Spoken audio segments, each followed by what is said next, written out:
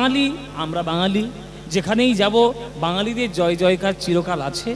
তবে বাঙালিরা ধীরে ধীরে নিজেদের জিনিসগুলো ভুলতে শুরু করেছে।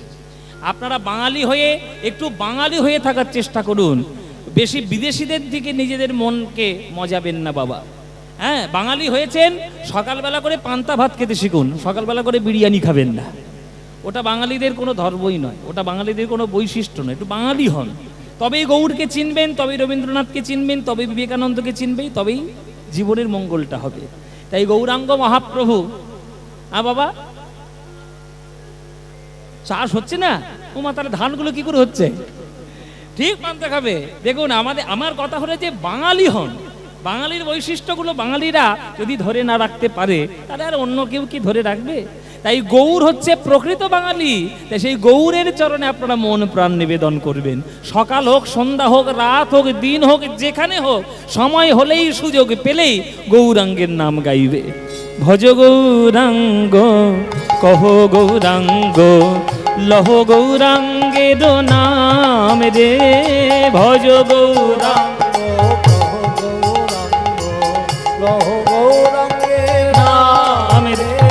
যে জনা গৌরাঙ্গ ভজে সে হয়। ভজ গৌরাঙ্গ, কহ গৌরাঙ্গ, লহ গৌরাঙ্গের নাম রে। বলো ভজ।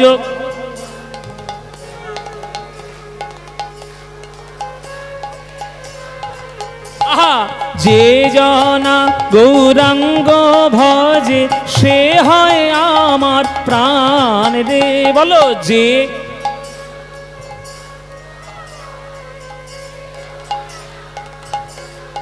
বাহ!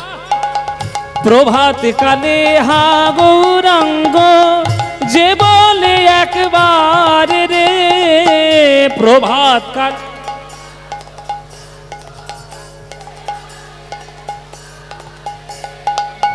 সেই জন আমার হয়, আমি হই তার রে।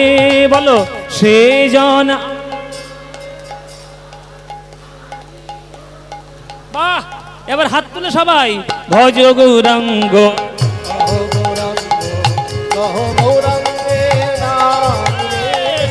ভজ গৌরাঙ্গ, গৌরাঙ্গের নাম। আহা, যে জনা গৌরাঙ্গ ভজে সে হয় আমার প্রাণ রে। যে জনা গৌরাঙ্গ ভজে সে হয় আমার প্রাণ। আহা, ভজ গৌরাঙ্গ, উলুধ্বনি উলুধ্বনি। গৌরাঙ্গের নাম রে। ভজ গৌরাঙ্গ, গৌরাঙ্গের নাম রে। ভজ গৌরাঙ্গ। নিতাই গৌর হরি। ভজ গৌরাঙ্গ, গৌরাঙ্গের নাম।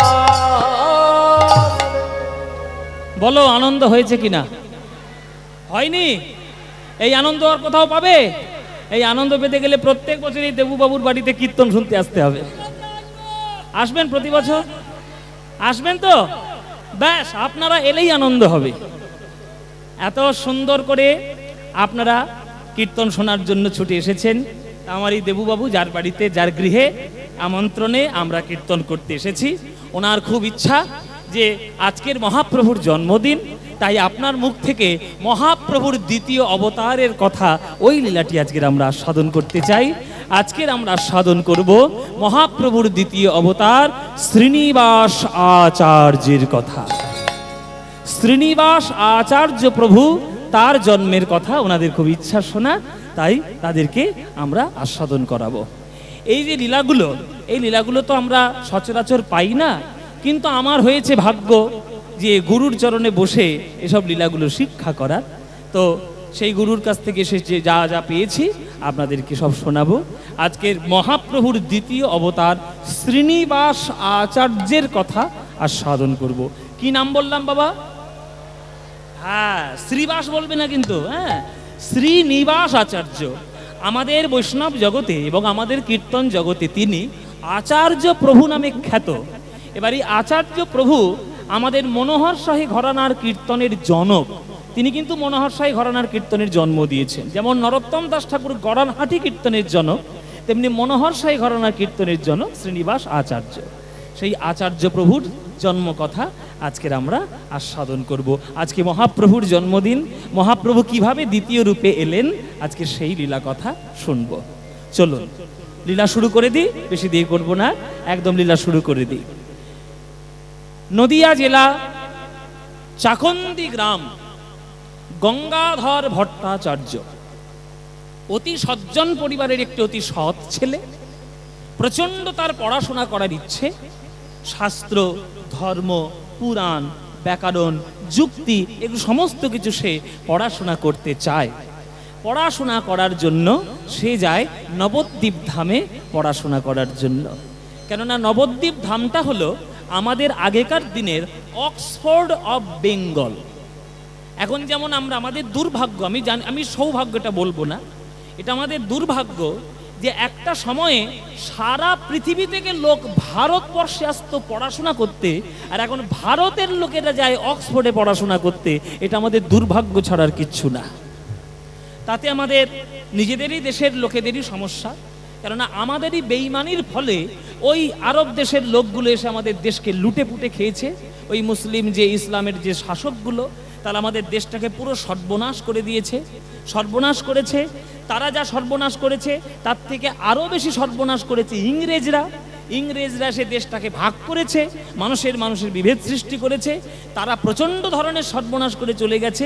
আর সেই ইংরেজরা তাদের দেশে অক্সফোর্ড বিশ্ববিদ্যালয় বানিয়েছে, আর এখন ভারত থেকে লোকেরা সেইখানে পড়াশোনা করতে যাচ্ছে। এটা দুর্ভাগ্য ছাড়ার কিচ্ছু না। আর তার থেকে বেশি আরো সর্বনাশ করেছে আমাদের দেশের রাজনেতাগুলো। মোগল সাম্রাজ্য যত ক্ষতি হয়েছে, ইংরেজ সাম্রাজ্যে যত ক্ষতি হয়েছে, ৬০-৭০ বছরে আমাদের ভারতের নেতারা আমাদের ভারতের দেশকে একদম সর্বনাশ করে দিয়েছে। আরো বেশি সর্বনাশ হয়েছে।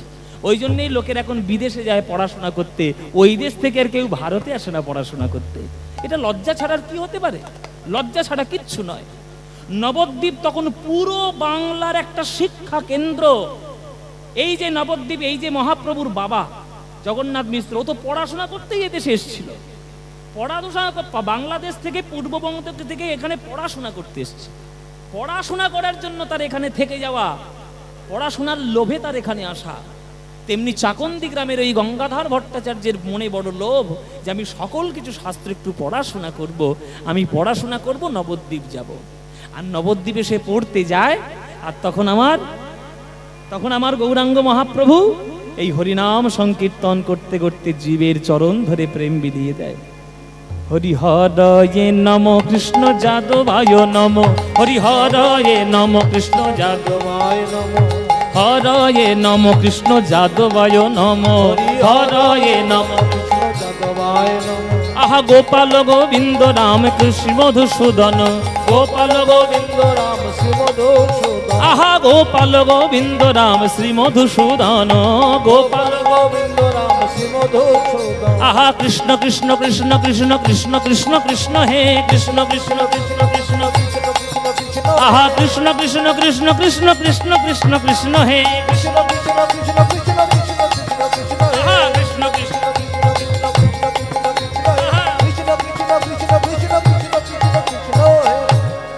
ওই দেখো, ওই দেখো, ওই যে গৌর যাচ্ছে, ওই যে গৌর যাচ্ছে। আহা গো, কি সুন্দর সোনার টুকরো ছেলে। কত দল বল সঙ্গে নিয়ে, ভক্তগণ সঙ্গে নিয়ে, লোকের হাতে ধরে পায়ে পড়ে কি সুন্দর কীর্তন করছে গো। আহা, না আছে তার পৈতের অহংকার, না আছে তার পাণ্ডিত্যের অহংকার। মুচি বলো, শূদ্র বলো, ম্যাথর বলো, সবার চরণ জড়িয়ে ধরে হরিনাম করছে। গঙ্গাধর ভট্টাচার্যের মনে ইচ্ছা হলো ওই নিমায়ের সঙ্গে যদি একটু কীর্তন করতে পারতাম, জীবনটা একেবারে ধন্য হয়ে যেত। শোনো শোনো, আমার মনের ইচ্ছা তোমাদের বলি, শোনো। পড়াশোনাটা করব, হ্যাঁ, গুরুদেবের কাছ থেকে অনুমতি নেব, আর অনুমতি নেওয়ার পর আমি ওই গৌরের সঙ্গে কীর্তন। হ্যাঁ, এই তোমরা করবে নাকি আমার সঙ্গে কীর্তন? তোমরাও করবে তো? সবাই মিলে করবো গৌরের সঙ্গে কীর্তন। ও মায়েরা, তোমরা করবে তো? বাহ! গঙ্গাধরের মনে বড় ভালোবাসা জন্ম নিল গৌরাঙ্গের প্রতি। ওই গৌরের সঙ্গে আমি কীর্তন করব, ওই গৌরের সঙ্গে আমি খোল বাজাবো, ওই গৌরের সঙ্গে আমি করতাল বাজাবো, লোকের হাতে ধরবো, পায়ে পড়বো, আর কৃষ্ণ নাম দেব। ঐতের অহংকার রাখবো না, ব্রাহ্মণের অহংকার রাখবো না, পাণ্ডিত্যের অহংকার রাখবো না। সবাইকে সমান জ্ঞানে সমান ভেবে চণ্ডীদাসের কথা নিয়ে, শোনো রে মানুষ ভাই, সবার উপরে মানুষ, সত্য তাহার উপরে নাই। এই বাণী আদর্শ করে আমি সবাইকে নিয়ে কীর্তন করব। এই বাবা কীর্তন করবে তো? ঠিক আছে, এখন তোমাদের ছুটি পড়লো, এখন তোমাদের ছুটি পড়েছে, যাও বাড়ি যাও। হ্যাঁ বাড়ি ছুটি পড়ে, ছুটি পড়েছে বাড়ি যাবে না বলে গুরুর অন্ন ধ্বংস করবো, যা বাড়ি যা। তোমার পাঠশালায় ছুটি পড়লে সবাই তো বাড়িই যাবে। তা সেই সময়টা কবে? সেটা হচ্ছে আমাদের পৌষ সংক্রান্তির দিন। গঙ্গাসাগরে মেলা যেদিন হয় না, ওই দিন তো ছুটি সবার চারদিন, পুরো ভারতবর্ষই ছুটি। তো পাঠশালায় ছুটি পেয়েছে গঙ্গাধর, বাড়ি এসছে, এটা খুব ভালো কথা।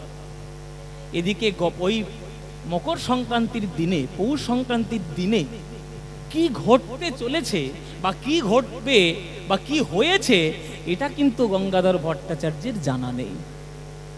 কি হয়েছে নবদ্বীপে? একটা ঘটনা ঘটেছে।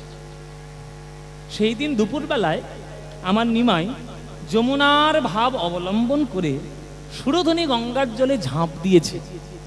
আর সেই ঝাঁপ দেওয়ার ফলে, ওই ঝাঁপ দিলে যে জলটা ছিটকে যায়, একটা ভারী জিনিস যদি জলে পড়ে ছিটকে যাবে না জল? তা মহাপ্রভু ওই দিনে যমুনার ভাবে গঙ্গার জলে ঝাঁপ দিয়েছে। যে ঝাঁপ দিয়েছে, উনি গায়ের জল ছিটকে গিয়ে দুটো ব্রাহ্মণের গায়ে লেগেছে। সেই ব্রাহ্মণ দুটো গঙ্গা জলে দাঁড়িয়ে আহ্নিক করছিল, আহ্নিক করছিল। যমুনার ভাবে আমার গৌর হরি কৃষ্ণ কৃষ্ণ বলে আজ ঝাঁপ দিয়ে পড়লো ওই গঙ্গার জলে। ওই জলের ছিটা লাগলো ব্রাহ্মণের গায়ে। কে? নাম কি? বাড়ি কোথায়? অস্পৃশ্য নরকের কীট। দাঁড়িয়ে আমরা গঙ্গার জলের মধ্যে আমরা এখানে আহ্নিক করছি, এমন অসভ্যের মতো ঝাঁপ দিয়ে পড়েছে, ওর গায়ের জল লেগে আমাদের আহ্নিক নষ্ট হয়ে গেল।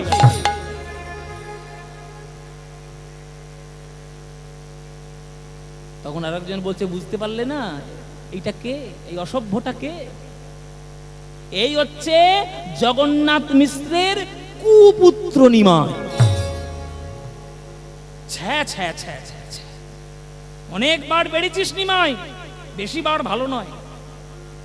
তোর অসভ্যতার জন্য সারা নদিয়ার পণ্ডিতগণ পাগল হয়ে গেল। শাস্ত্র পড়বো না, বেদ পড়বো না, পুরাণ পড়বো না, তোর এই সারাদিন হরিনাম করলেই পাগল হলে হয়ে যাবে। এমন করে ঝাঁপ দিলি, তোর এই গায়ের জল লেগে আমাদের আহ্নিক নষ্ট হয়ে গেল। আমরা এই ব্রাহ্মণ সন্তান, পইতে আমাদের গলায় এই গঙ্গার জলে দাঁড়িয়ে আছি নিমাই। এই গঙ্গার জলে দাঁড়িয়ে পইতে ধরে, ওরে নিমাই তোকে আমি অভিশাপ দিলাম, 3 দিবসের মধ্যে তুই নদিয়া ছাড়া হবি। আর একজন ব্রাহ্মণ অভিশাপ দিল, নিমাই আমাদের আহ্নিক নষ্ট করেছিস, অভিশাপ দিলাম সংসার সুখ তোর চিরকালের মতো নাশ হোক।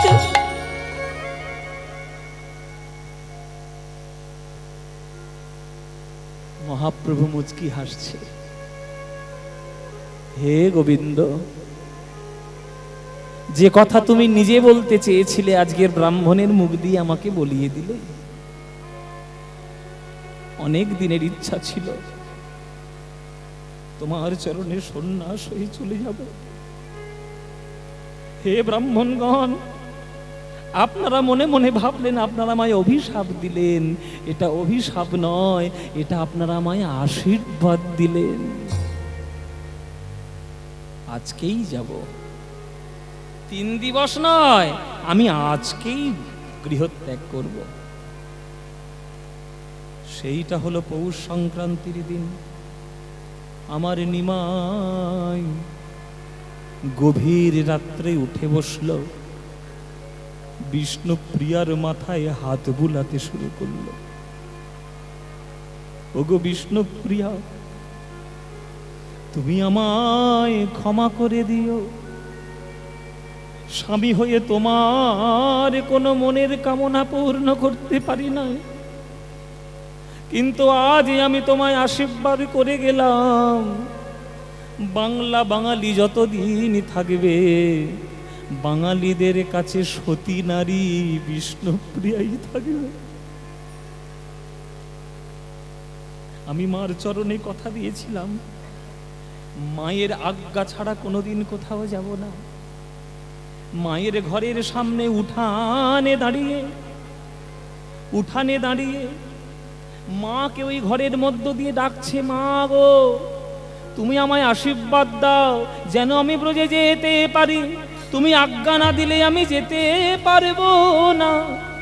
মা তুমি আমায় আজ্ঞা দাও, আমি ব্রজে যাব কি না, বলো ব্রজে যাব কি না, বলো ব্রজে যাব কি না। আর ঠিক সেই সময় সচিমা একটি স্বপ্ন দেখছেন, বৃন্দাবন থেকে একটি কোকিল উড়ে তার ঘরের চালের উপরে বসেছেন। আর ওই বৃন্দাবনের কোকিলকে উদ্দেশ্য করে আমার মা সচি বলছে, ওরে ব্রজের কোকিল, ওরে ব্রজের কোকিল, ব্রজে যারে, ওরে ব্রজের কোকিল, ব্রজে যারে, ওরে হেথায় কেন, ওরে হেথায় কেন তুই এলি উড়ে, ব্রজের কোকিল, ব্রজে যারে, হেথায় কেন এলি উড়ে, ব্রজের কোকিল, ব্রজে যারে। সচিমা শুধু স্বপ্নের ঘুমের ঘোরের মধ্যে বলছে, সচিমা ব্রজের কোকিল ব্রজে যা, ব্রজের কোকিল ব্রজে যা, ব্রজের কোকিল ব্রজে যা।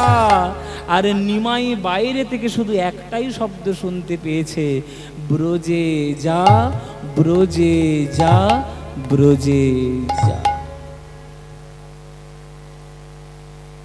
নিমাই বলছে, মা গো বাইরে এসে বিদায় দিতে তোমার বড় কষ্ট হবে, তাই তুমি ঘর থেকেই আমাকে বৃন্দাবনের রাস্তা দেখিয়ে দিও।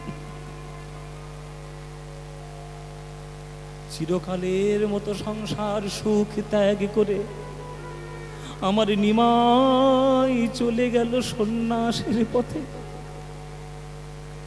বিষ্ণুপ্রিয়া চমকে উঠল পেঁচার শব্দে, ছুটে গেল মায়ের মন্দিরে। মা তুমি একবার উঠে দেখো, আমাদের সর্বনাশ করে দিয়ে চলে গেল তোমার ছেলে, চিরকালের মতো আমাদের সর্বনাশ করেছে, তুমি একবার উঠে পড়ো। ওই ছেঁড়া কাপড়ে নিয়ে, ওই ছেঁড়া কাপড়ে নিয়ে, বুক ভরা স্নেহ নিয়ে পাগলিনীর মতো সচিমা ওই নদিয়ার পথে পথে গড়া গড়ি দেয় গৌর গৌর বলে। দাঁড়া রে দাঁড়া রে নিমা,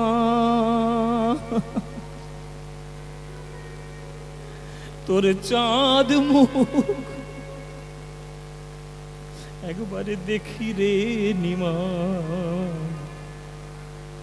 ওরে দাঁড়া রে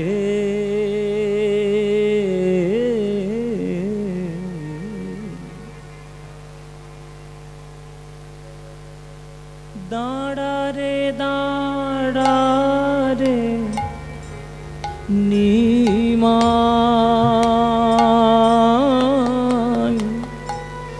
তোর চাঁদ মুখ একবার দেখি রে নিমা, একবার দাঁড়া রে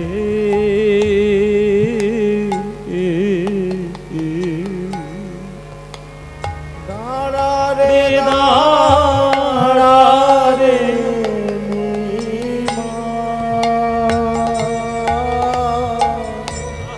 তোর চাঁদ দেখি রে নিমা, একবার দাঁড়া রে। রাম যখন বনে গেল, রাম যখন বনে গেল নিমাই, সঙ্গে নিল সীতা। তুমি যবে গেলে গো নিমাই,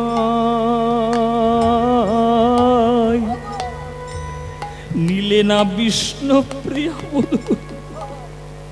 মা কি মুখ দেখাবো নিমা, কোন মুখে বৌমার সামনে গিয়ে দাঁড়াবো? সারা জীবন চোখের জলে আমি কেঁদেছি, আমি না হয় বুকে পাথর বেঁধেছি, কিন্তু ওই মেয়েটাকে তুই সত্য বিবাহ করে নিয়ে এসেছিস অগ্নিকে সাক্ষী করে। ওরে রামচন্দ্র যখন বনবাসে গেছিল, সে তো তবু সীতাকে সঙ্গে করে নিয়ে গেছিল। তুই তো আমাকে না নিতে পারতিস, বৌমাটাকে তো সঙ্গে নিতে পারতিস। কি মুখে আমি তার সামনে দাঁড়াবো নিমা? রাম যখন বনে গেল নিমাই, সঙ্গে নিল সীতা। ওগো তুমি যবে গেলে গো নিমাই,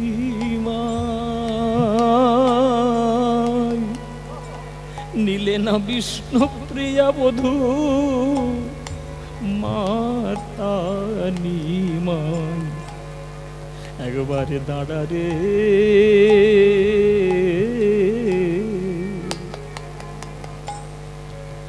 লোকে বলে যত বলুক নিমাই,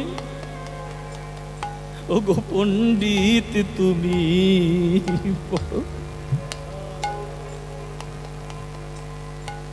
তোর এই মাটা যে কি কষ্ট পেয়েছে তুই কি জানিস?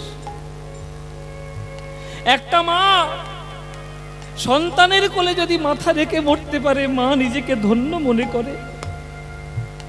আর আমি এমন মা, আমার কোলে মাথা রেখে মরে গেছে আমার 8টা কন্যা সন্তান। যে মায়ের সন্তান হারিয়ে গেছে মায়ের কোলে, সেই মা এই ব্যথা বুঝবে, আর কেউ বুঝবে না। নিমাই, তোর 8টা দিদি আমার কোলে মরেছে, তোর বড় দাদা আমায় ছেড়ে চলে গেছে, তোর বাপটাও তাড়াতাড়ি চলে গেল আমায় ছেড়ে। আমি মনের সুখ পাবার জন্য তোকে বিয়ে দিলাম, চোখের সামনে সেই লক্ষ্মীপ্রিয়া আমার মরল। আমি শাশুড়ি হয়ে বৌমার মরণ দেখলাম, এমন বুকে পাথর বেঁধেছি রে নিমা। আর সেই মাকে কাঁদিয়ে তোর কিসের ধর্ম? সেই মাকে ছেড়ে তুই চলে গেলি, তোর কিসের ধর্ম? লোকে বলে যত বলুক নিমা, পণ্ডিত তুমি বড়। আমাকে কি বুঝাইতে পারো গো? কেন আপন জননী ছাড়ো রে নিমা? একবারে দাঁড়া রে,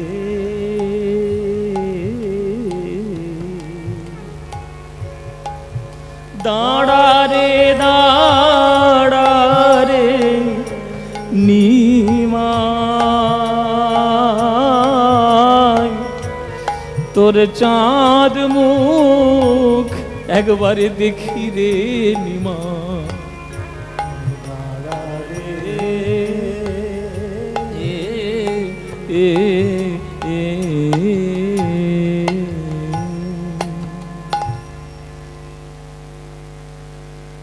নবদ্বীপে যদি যান মায়েরা, নবদ্বীপের ধুলায় শচী মায়ের নয়নের জল এখনো মাখানো আছে। যদি আপনি গৌর ভক্ত হন, কোনো না কোনো গলির থেকে আমার শচী মায়ের কান্নার আওয়াজ এখনো পাওয়া যায়। ওই রকম দুঃখী মা, ওই রকম জনম দুঃখিনী মা আর হয় না। সবাইকে কাঁদিয়ে, সবাইকে নিঃস্ব করে, সোনার নদিয়াকে খালি করে ভোরবেলায় এসেছেন কাটোয়ায় কেশব ভারতীর আশ্রমে।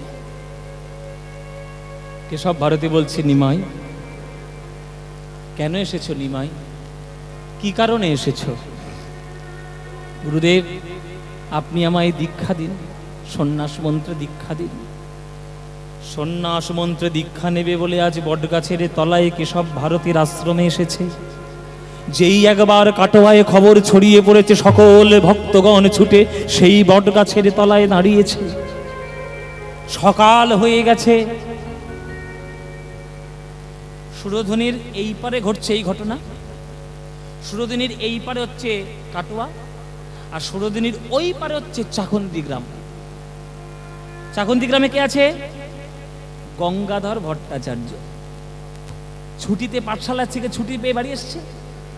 গঙ্গাধর ভট্টাচার্য মনে মনে ভাবলো যে গতকাল আমার গঙ্গা স্নানটা করা হয়নি, আজকে যখন পয়লা মাঘ, আজকেই গঙ্গাজলের স্নানটা সারি। এই বলে স্নান করবে বলে সে চাকন্দি গ্রাম থেকে ছুটে আসছে গঙ্গার কাছে সুরধনির তীরে। এই পারে এসে সে দেখতে পাচ্ছে যে ওই পারটায় বড় প্রচুর লোকের ভিড়। একটা লোক নদীর ঘাট থেকে উঠে আসছে। ও ভাই, ও ভাই, ওই ওই নদীর ওই পারে এত ভিড় কেন গো? কাটোয়ায় ওই পারে কি হয়েছে? তখন সেই লোকটা বলছে, তুমি জানো না গঙ্গাধর, ওইখানে কেশব ভারতীর আশ্রমে আজকের একটা ছেলে সন্ন্যাসী হতে এসছে। সন্ন্যাসী? সে তো রোজই কেউ না কেউ সন্ন্যাস হচ্ছে, এত লোক তো আমি কখনো দেখিনি, আজকের এত ভিড় কেন? বলে আজকে কি আর যে সে ছেলে সন্ন্যাসী নিতে এসেছে?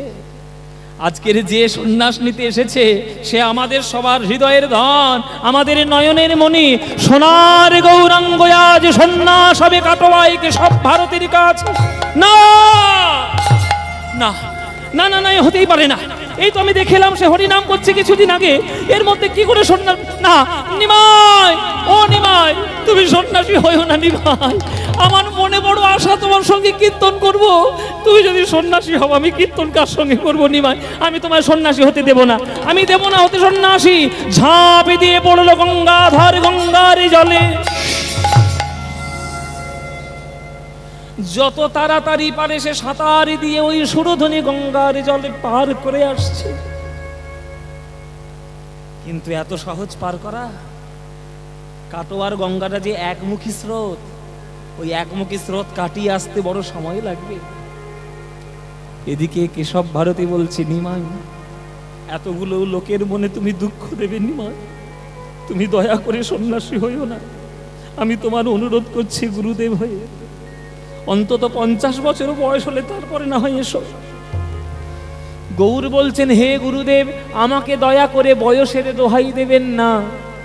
যার হয় তার চারে হয়, যার হবার নয় তার 4000-এও হবার নয়। যে ঘরে থেকে একবার আমি এসেছি সেই ঘরে দ্বিতীয়বার আমি ফিরে যেতে চাই না। আপনি দয়া করে আমায় দীক্ষা দিন, আপনি দয়া করে আমায় দীক্ষা দিন। বয়সের দোহাই দেবেন না গুরুদেব।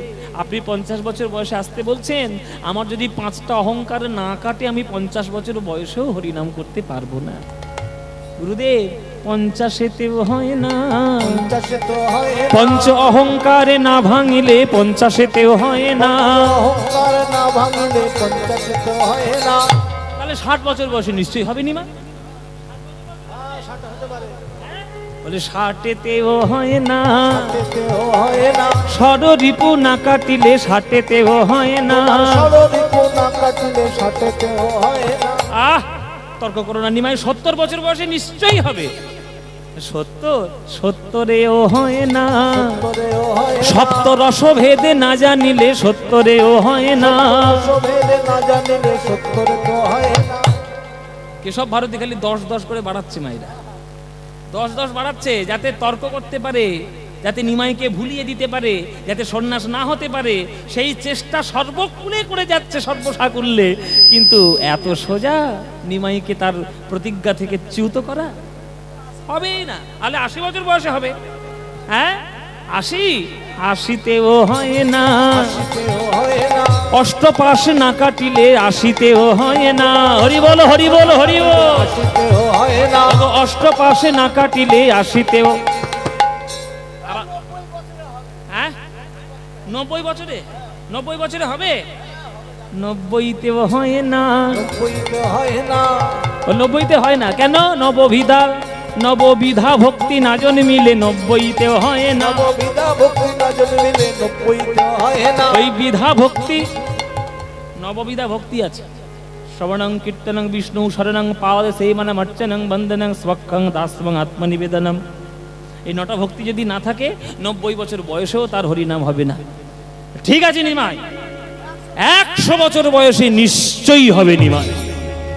এই জোর করে যেই বলেছে 100 বছর বয়সে হবে, মহাপ্রভু তখন হি হি করে হেসে উঠেছে, খিলখিল করে হেসে উঠেছে। কিন্তু হাস্য কেন নিমাই? বলে আপনার কথা শুনে গুরুদেব। আমি কেমন কথা বললাম হাসতে হবে? বলে শুনুন গুরুদেব, আপনি বলছেন 100 বছর বয়সে হরিনাম হবে, আমি বলছি যে 100 বছর বাঁচবে কিনা সন্দেহ আছে। হ্যাঁ, 100 বছর কে বাঁচবে? রাধানগরের কোন ভক্ত বাঁচবে? আপনারা হাত তুলে, আপনারা হাত তুলে বলুন বাঁচবেন। মুখের ছবি তুলে রাখবো কিন্তু। 100 বছরের আগে যদি টপকেছো, যমরাজের ঘরে গিয়ে তোমায় ধরবো আমি। আমরা কেউ গ্যারান্টি দিতে পারবো বাবা 100 বছর বাঁচবো? কমল দল জল জীবন টলমল ভজহু হরি পদ নীতিরে। পদ্ম ফুলের পাতায় যেমন জল স্থির থাকে না, তেমন দেহরূপ পদ্ম পাতায় প্রাণে জল স্থির থাকে না। কে কখনো যাবে, কে কখনো হারাবে, কেউ কখনো জানে না। তাই প্রভু বলছেন যে গুরুদেব, যে প্রথম কথা 100 বছর বাঁচবে কিনা সন্দেহ আছে। আর যদিও বা বেঁচে যায়, এমন অনেক তো লোক রয়েছে যারা 100 বছর বেঁচেছে, যদিও বা বেঁচে যায় তবুও তার হবে না। কেন? সৎ সঙ্গ না করিলে 100তেও হয় না। সৎসঙ্গ না করিলে 100তেও হয় না। ওগো সৎ সঙ্গ না করিলে 100তেও হয় না। সৎসঙ্গ না করিলে 100তেও হয় না। 100 বছর বয়স হয়ে গেছে, লোকের পিছনে কি করে সমালোচনা করা যায়, কার সর্বনাশ করবো কি করে, সেই চিন্তা করো, তাহলে তোমার দ্বারা হরিনাম হবে? হবে না বাবা।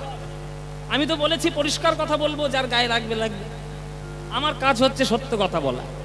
100 বছর বয়স হয়ে গেল, তোর দাওয়ার জল আমার দাওয়ায় কেন এলো, এই ঝগড়া করার জন্য তুমি লাঠালাঠি মারামারি শুরু করেছো। আর কীর্তনের আসরে উড়কো উড়কো।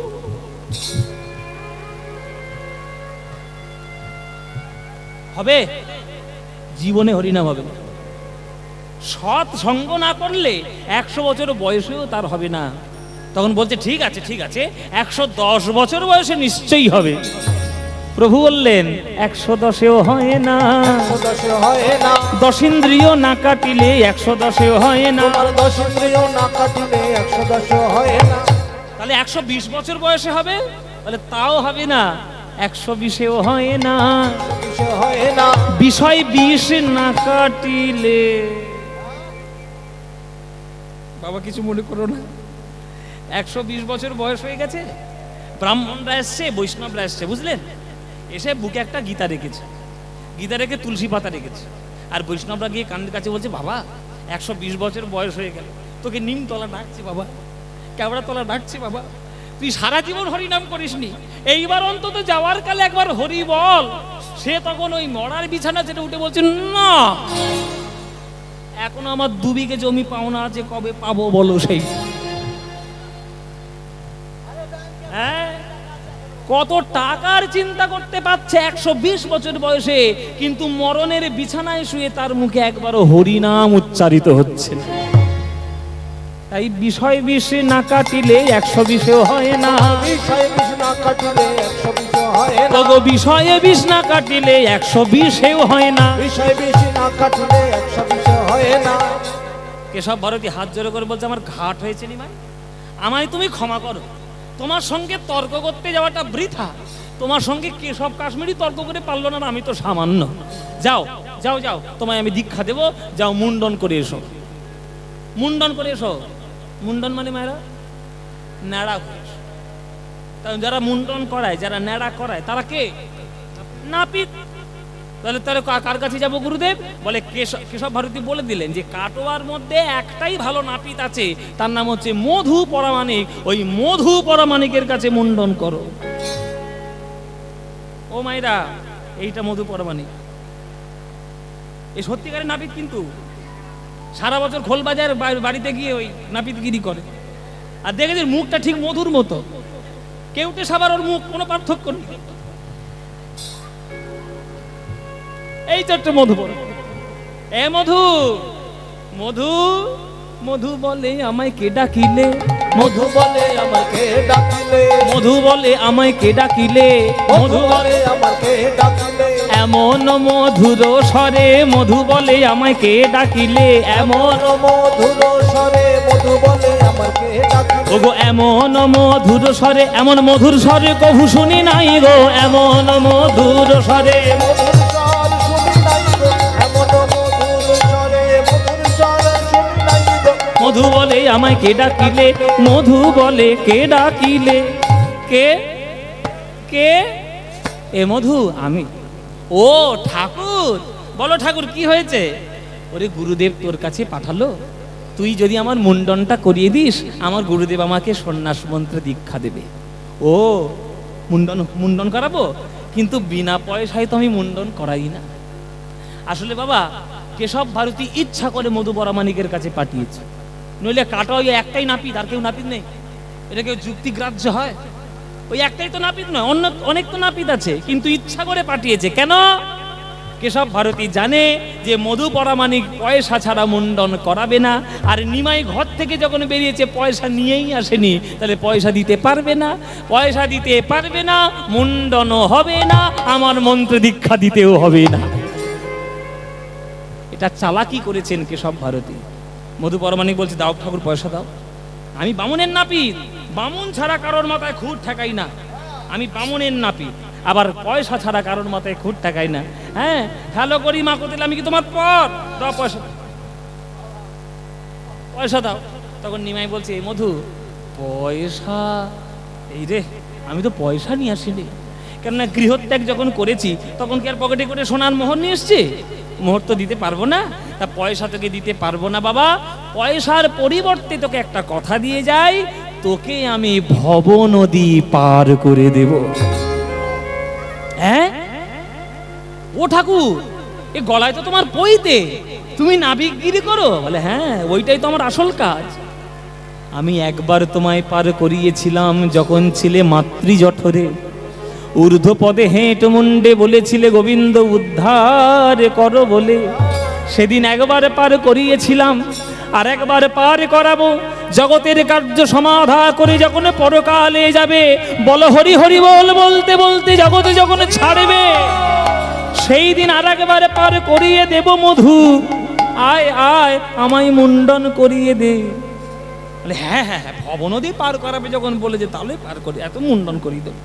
হ্যাঁ এসো ঠাকুর মুন্ডন করাই, এই বলে সুন্দর একেবারে ধার দিয়ে শান দিয়ে খুঁটটা নিয়ে নিমায়ের মাথায় দিয়েছে টান।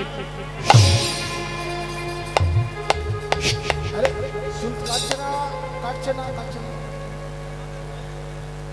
ও মায়েরা যতবার দিচ্ছে, মানে যতবার খুঁটটা চালাচ্ছে, পিছলে বেরিয়ে যাচ্ছে সেই খুঁট।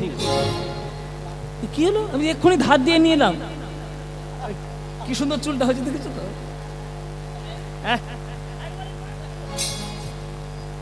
যতবার চালাচ্ছে খুর পিছলে যাচ্ছে কেন? তখন প্রভু বলছেন যে ওরে মধু, তুই একটু আগেই বলেছিস তুই নাকি বামুনের নাপিত, তা বামুনের নাপিত হয়েছিস, আর এটা জানিস না যে বামুনের মাথায় হাত দিতে গেলে আগে বামুনের পায়ে হাত দিতে হয়। আমি পৈতেধারী বামুন, হ্যাঁ আমি জগন্নাথ মিশ্রের ছেলে, আমি মিশ্র পরিবারের ব্রাহ্মণ, তুই আমার পায়ে হাত নিয়ে দিয়ে একবার ডাইরেক্ট মাথায় হাত দিলি, সরাসরি মাথায় হাত। ও এই ভুল হয়ে গেছে, এইটা ভুল হয়ে গেছে ঠাকুর, ক্ষমা করে দিও। তোমার এবার তাহলে প্রণামটা করে নি। এই বলে প্রণাম করতে গেছে প্রভুর চরণে। যেই প্রণাম করতে গেছে প্রভুর চরণে, শঙ্খ চক্র গদা পদ্মের চিহ্ন রয়েছে। চমকে উঠল মধু, এ কি দেখছি প্রভুর চরণে, এ তো স্বয়ং নারায়ণের পায়ের তলায় থাকে, তাহলে নিমাই কি আমার নারায়ণ? কৃষ্ণ করুণা সিন্ধু দীনবন্ধু জগৎপতে গোপেশ গোপিকা কান্ত রাধাকান্ত নমস্তুতে।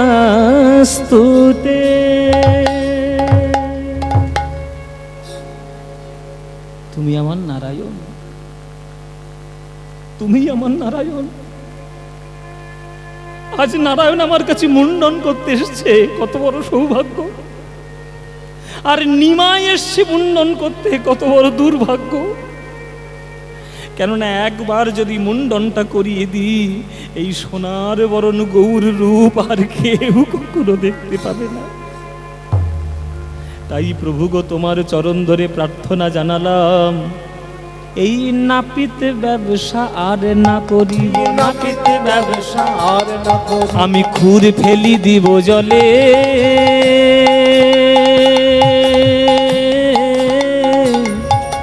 প্রভু সনে যাব মাগিয়া খাইব রসিকানন্দে বলে, প্রভু সনে যাব মাগিয়া খাইব রসিকানন্দে বলে, আমি তোমার সঙ্গে যাব, আমি তোমার সঙ্গে যাব। প্রভু তোমার চরণ ধরে আমি তোমার সঙ্গে যাব। তোমার চরণ ধরে আমি তোমার আহা, সঙ্গে যাব। প্রভু তোমার চরণ ধরে গৌর গৌর গৌর বলে, তোমার চরণ ধরে গৌর গৌর গৌর বলে, তোমার চরণ ধরে গৌর গৌর গৌর বলে, তোমার চরণ ধরে। প্রভু আমি তোমার সঙ্গে যাব, আমি তোমার সঙ্গে যাব। এদিকে নদী সাঁতার দিয়ে আসছে গঙ্গাধার। নিমাই নিমাই, তুমি সন্ন্যাসী হও না নিমাই, তোমার দুটি পায়ে পড়ি, আমি আর একটু আছে, আমি পৌঁছে যাবো একটু পরেই, তুমি দয়া করে সন্ন্যাসী হও না, আমি পাগল হয়ে যাব নিমাই। সাঁতার দিয়ে আসছে, মুন্ডন হয়ে গেল, কেশব ভারতীর চরণে বসেছে। দিন গুরুদেব, নিমাই কি মন্ত্রে তোমায় সন্ন্যাস দেব? মন্ত্র যে ভুলে গেছি নিমাই, আমার মন্ত্র মনে নেই। একটা সন্ন্যাসী হয়ে মিথ্যাচরণ করছে কেন? কেশব ভারতী সন্ন্যাসী হতেই পারেন, কিন্তু বুকটার হৃদয় যে গৌর প্রেমে পরিপূর্ণ, সে যে গৌরকে ছাড়তে চায় না, এই মিথ্যাচরণ করছে। আমি ভুলে গেছি নিমাই কোন মন্ত্র দীক্ষা দিতে হয়। নিমাই বলছে, আপনি ভুলে গেছেন? আমি গতকাল রাত্রে স্বপ্নের মধ্যে একটা মন্ত্র পেয়েছি, এই মন্ত্র আপনাকে বলছি, আবার দেখুন তো এইটাই মন্ত্র কিনা। সেই মন্ত্র বললেন প্রভু কেশব ভারতীর কর্ণে, আর সেই মন্ত্র ঘুরিয়ে বলল কেশব ভারতী নিমাইয়ের কর্ণে।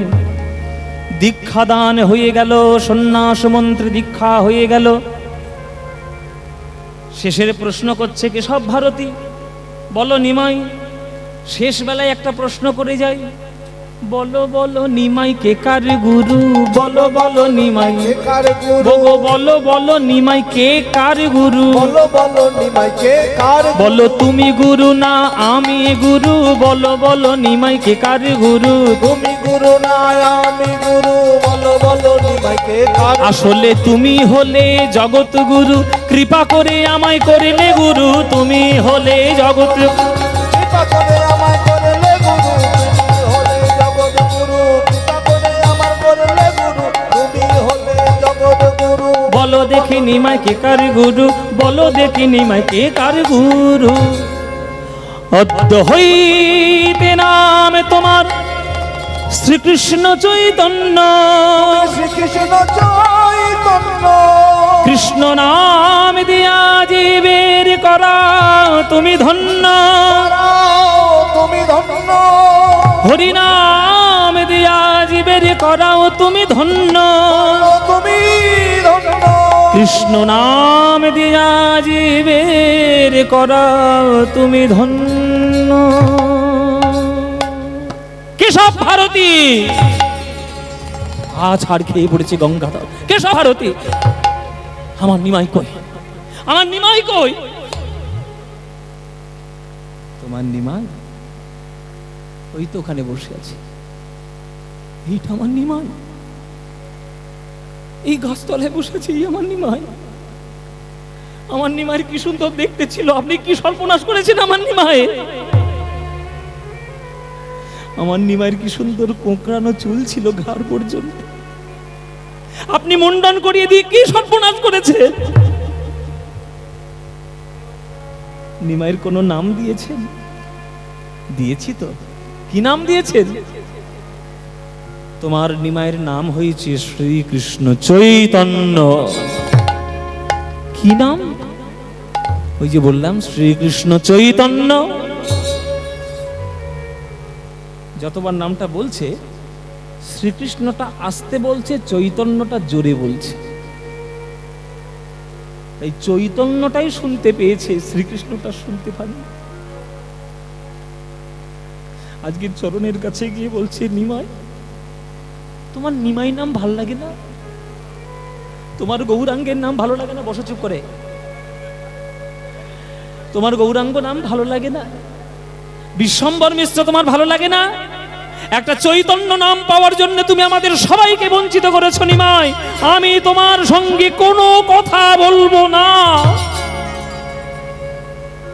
তোমার সঙ্গে কোনো কথা বলবো না। চৈতন্য চৈতন্য করে আজ উন্মাদ হইল, উন্মাদ হইল। নয়নের ধারায় গঙ্গাধর ভাসিতে লাগিল, ভাসিতে লাগিল। চৈতন্য চৈতন্য শব্দ কহে বারে বারে, বারে বারে। আরে নাম লইতে হয় প্রেম, আরে তারে বহে অশ্রুধারে। চৈতন্য চৈতন্য চৈতন্য, আমার চৈতন্য, আমার চৈতন্য। শুধু এই চৈতন্য শব্দে গঙ্গাধর উন্মাদ হয়ে গেল। বাড়িতে ফিরে এলো। পাড়ার লোকেরা যদি বলে, ও পণ্ডিত মশাই, সাড়া নেই। ও ভট্টাচ মশাই, সাড়া নেই। ও ঠাকুর মশাই, সাড়া নেই। কিন্তু কেউ যদি একবার ভুল করে বলে, ও চৈতন্য দাস, হ্যাঁ কে কে আমায় ডাকলে, কে আমায় ডাকলে?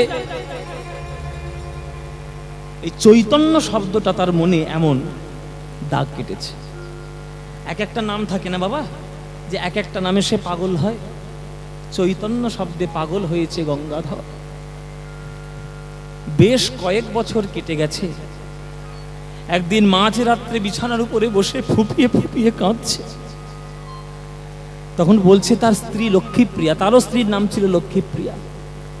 লক্ষ্মীপ্রিয়া বলছে, কি গো স্বামী, এরকম মাঝরাত্রে বিছানায় বসে বসে কাঁদছো কেন? কি হয়েছে তোমার?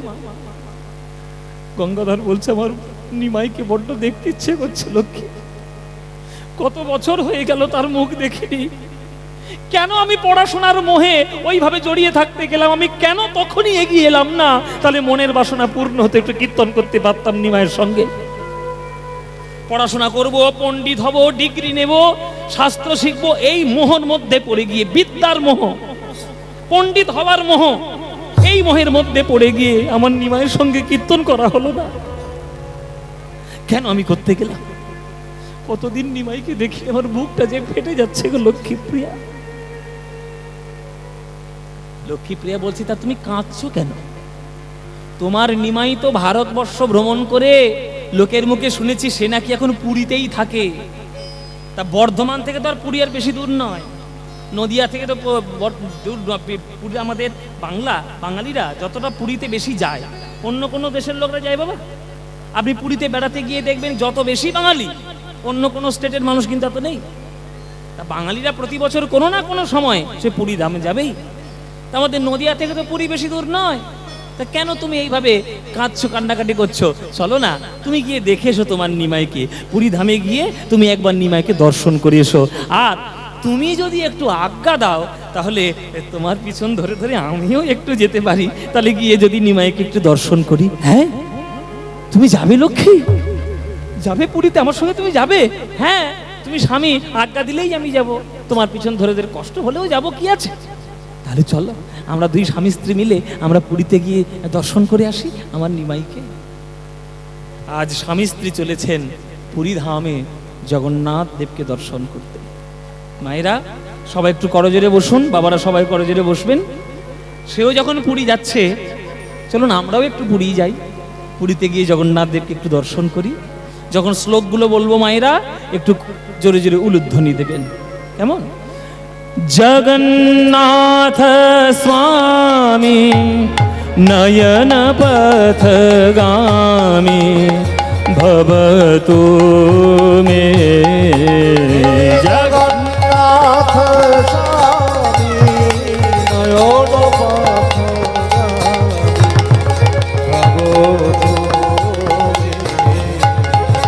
জগন্নাথ স্বামী নয়ন পথগামী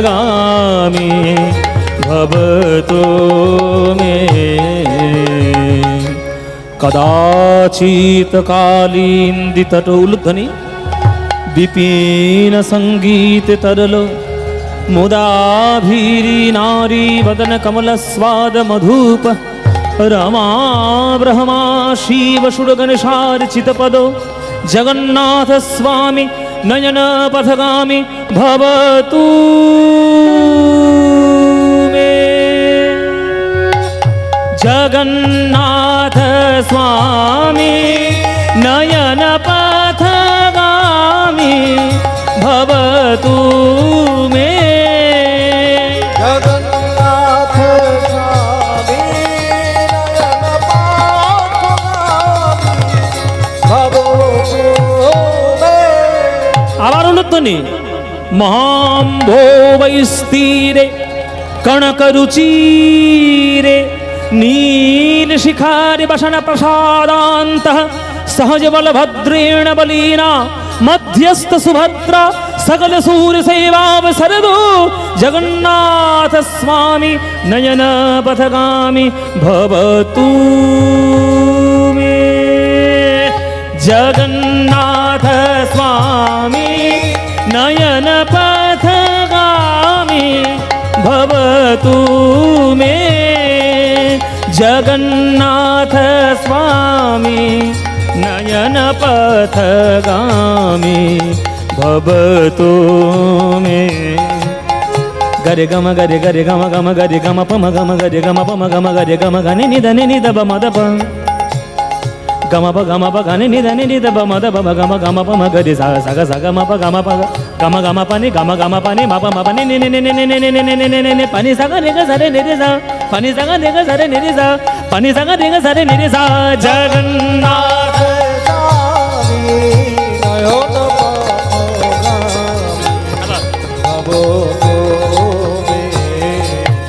ধনি দা দা নি ধনি ধনি নি নি নি দা পাসা ধনি দা ধনি ধনি দসা ধনি ধনি দসা নি দসা নি দসা ধনি ধনি ধনি নি দা মদ বম গম গরে গরে সা পম প গম গ গম পম গরে গম পম গম গরে গম গনি নি নি গম গনি নি নি গম গসা সা নি ধনি ধনি দ পম প গম প ধনি নি দা গম প ধনি নি দা গম প ধনি নি দা জগন্নাথ স্বামী নয়ন পথগামী ভবতু মে ভবতু নিতাই গৌর হরি বল ভবতু মে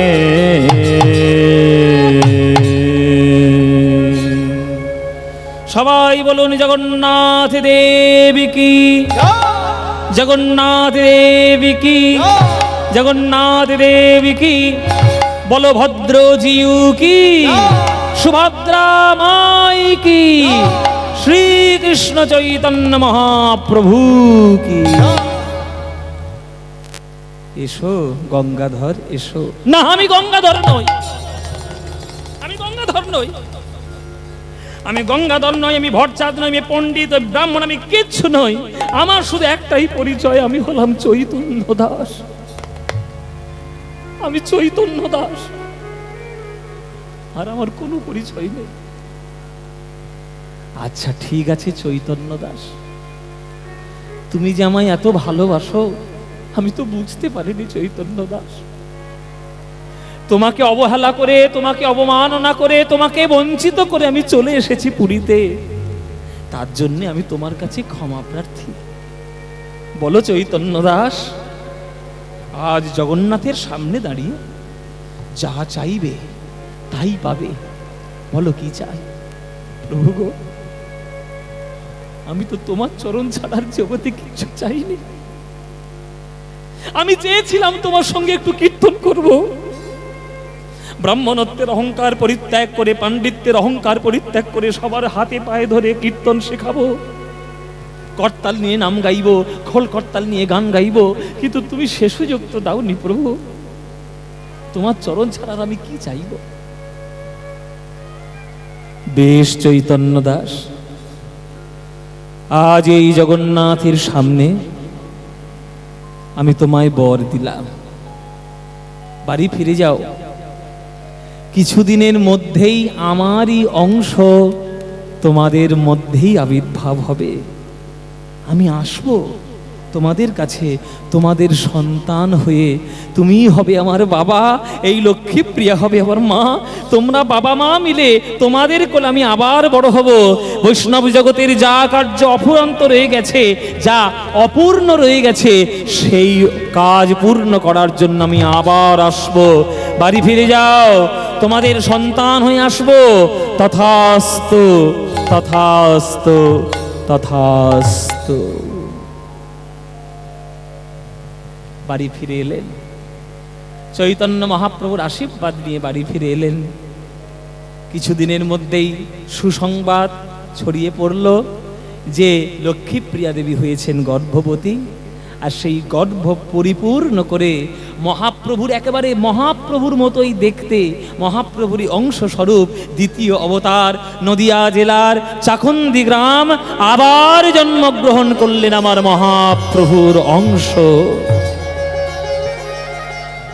শ্রীনিবাস জন্মিল গঙ্গাধরের ঘরে, শ্রীনিবাস জন্মিল গঙ্গাধরের ঘরে, শ্রীনিবাস জন্মিল গঙ্গাধরের ঘরে, শ্রীনিবাস জন্মিল গঙ্গাধরের ঘরে। পাড়া প্রতিবেশীর মনে আনন্দ না ধরে, পাড়া প্রতিবেশীর মনে আনন্দ না ধরে। উলুধ্বনি শঙ্খধ্বনি করে নারীগণ, উলুধ্বনি শঙ্খধ্বনি করে নারীগণ, উলুধ্বনি শঙ্খধ্বনি করে নারীগণ, উলুধ্বনি শঙ্খধ্বনি করে নারীগণ। আর বাহু তুলে হরিধ্বনি দেয় ভক্তগণ, বাহু তুলে হরিধ্বনি দেয় ভক্তগণ, আহা বাহু তুলে হরিধ্বনি দেয় ভক্তগণ। বাহু তুলে হরিধ্বনি দেয় ভক্তগণ। আনন্দবার ধরে না, আনন্দ ধরে না, গঙ্গাধরের পুত্র হলো আনন্দবার ধরে না। গঙ্গাধরের পুত্র হেরে আনন্দ ধরে না। আহা এ যে চৈতন্য রূপ আনন্দ আর ধরে না, এ যে চৈতন্য রূপ আনন্দ আর ধরে না।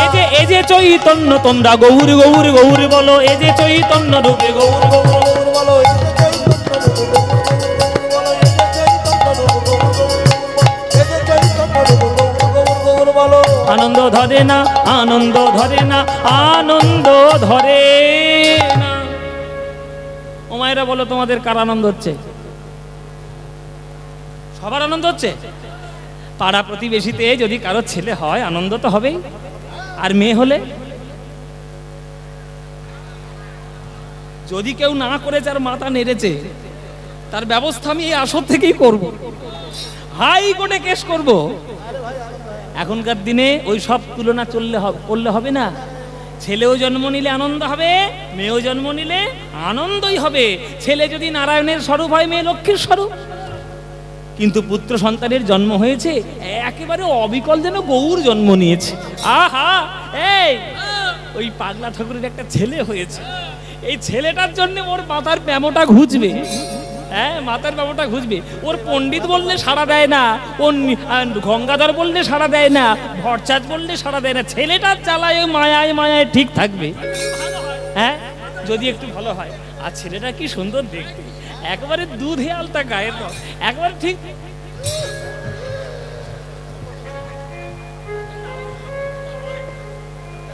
ও মায়েরা, আনন্দ তো হবেই। আনন্দবার ধরে না, আনন্দ ধরে না। ওই শ্রীনিবাসের জন্ম হেরি আনন্দবার ধরে না। শ্রীনিবাসের জন্ম হেরে আনন্দ ধরে না। শ্রীনিবাসের জন্ম, তোমরা হরি হরি হরি বলো ভাই। শ্রীনিবাসের জন্ম হেরি হরি।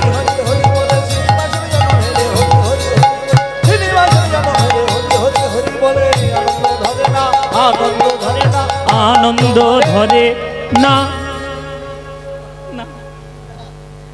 ও মায়েরা, মায়ের কোলে শিশু বড় হচ্ছে 6 মাস, 7 মাস, 8 মাস, ধীরে ধীরে হামাগুড়ি দিতে শিখেছে। আর ছোট্ট ছোট্ট হাত, সন্ধেবেলায় মা ছেলেটাকে কোলে করে নিয়ে ঠাকুর মন্দিরে বসে থাকে। আপনাদের জানিয়ে রাখি বাবা, এটা আমার জীবনে একটা সৌভাগ্য। যে মন্দিরটাতে, মানে যে আটচালাতে জন্মগ্রহণ করেছিলেন শ্রীনিবাস আচার্য, আমার সৌভাগ্য হচ্ছে সেই আটচালায় দাঁড়িয়ে পদাবলী কীর্তন শুনিয়ে এসেছি সেইখানকার ভক্তদের।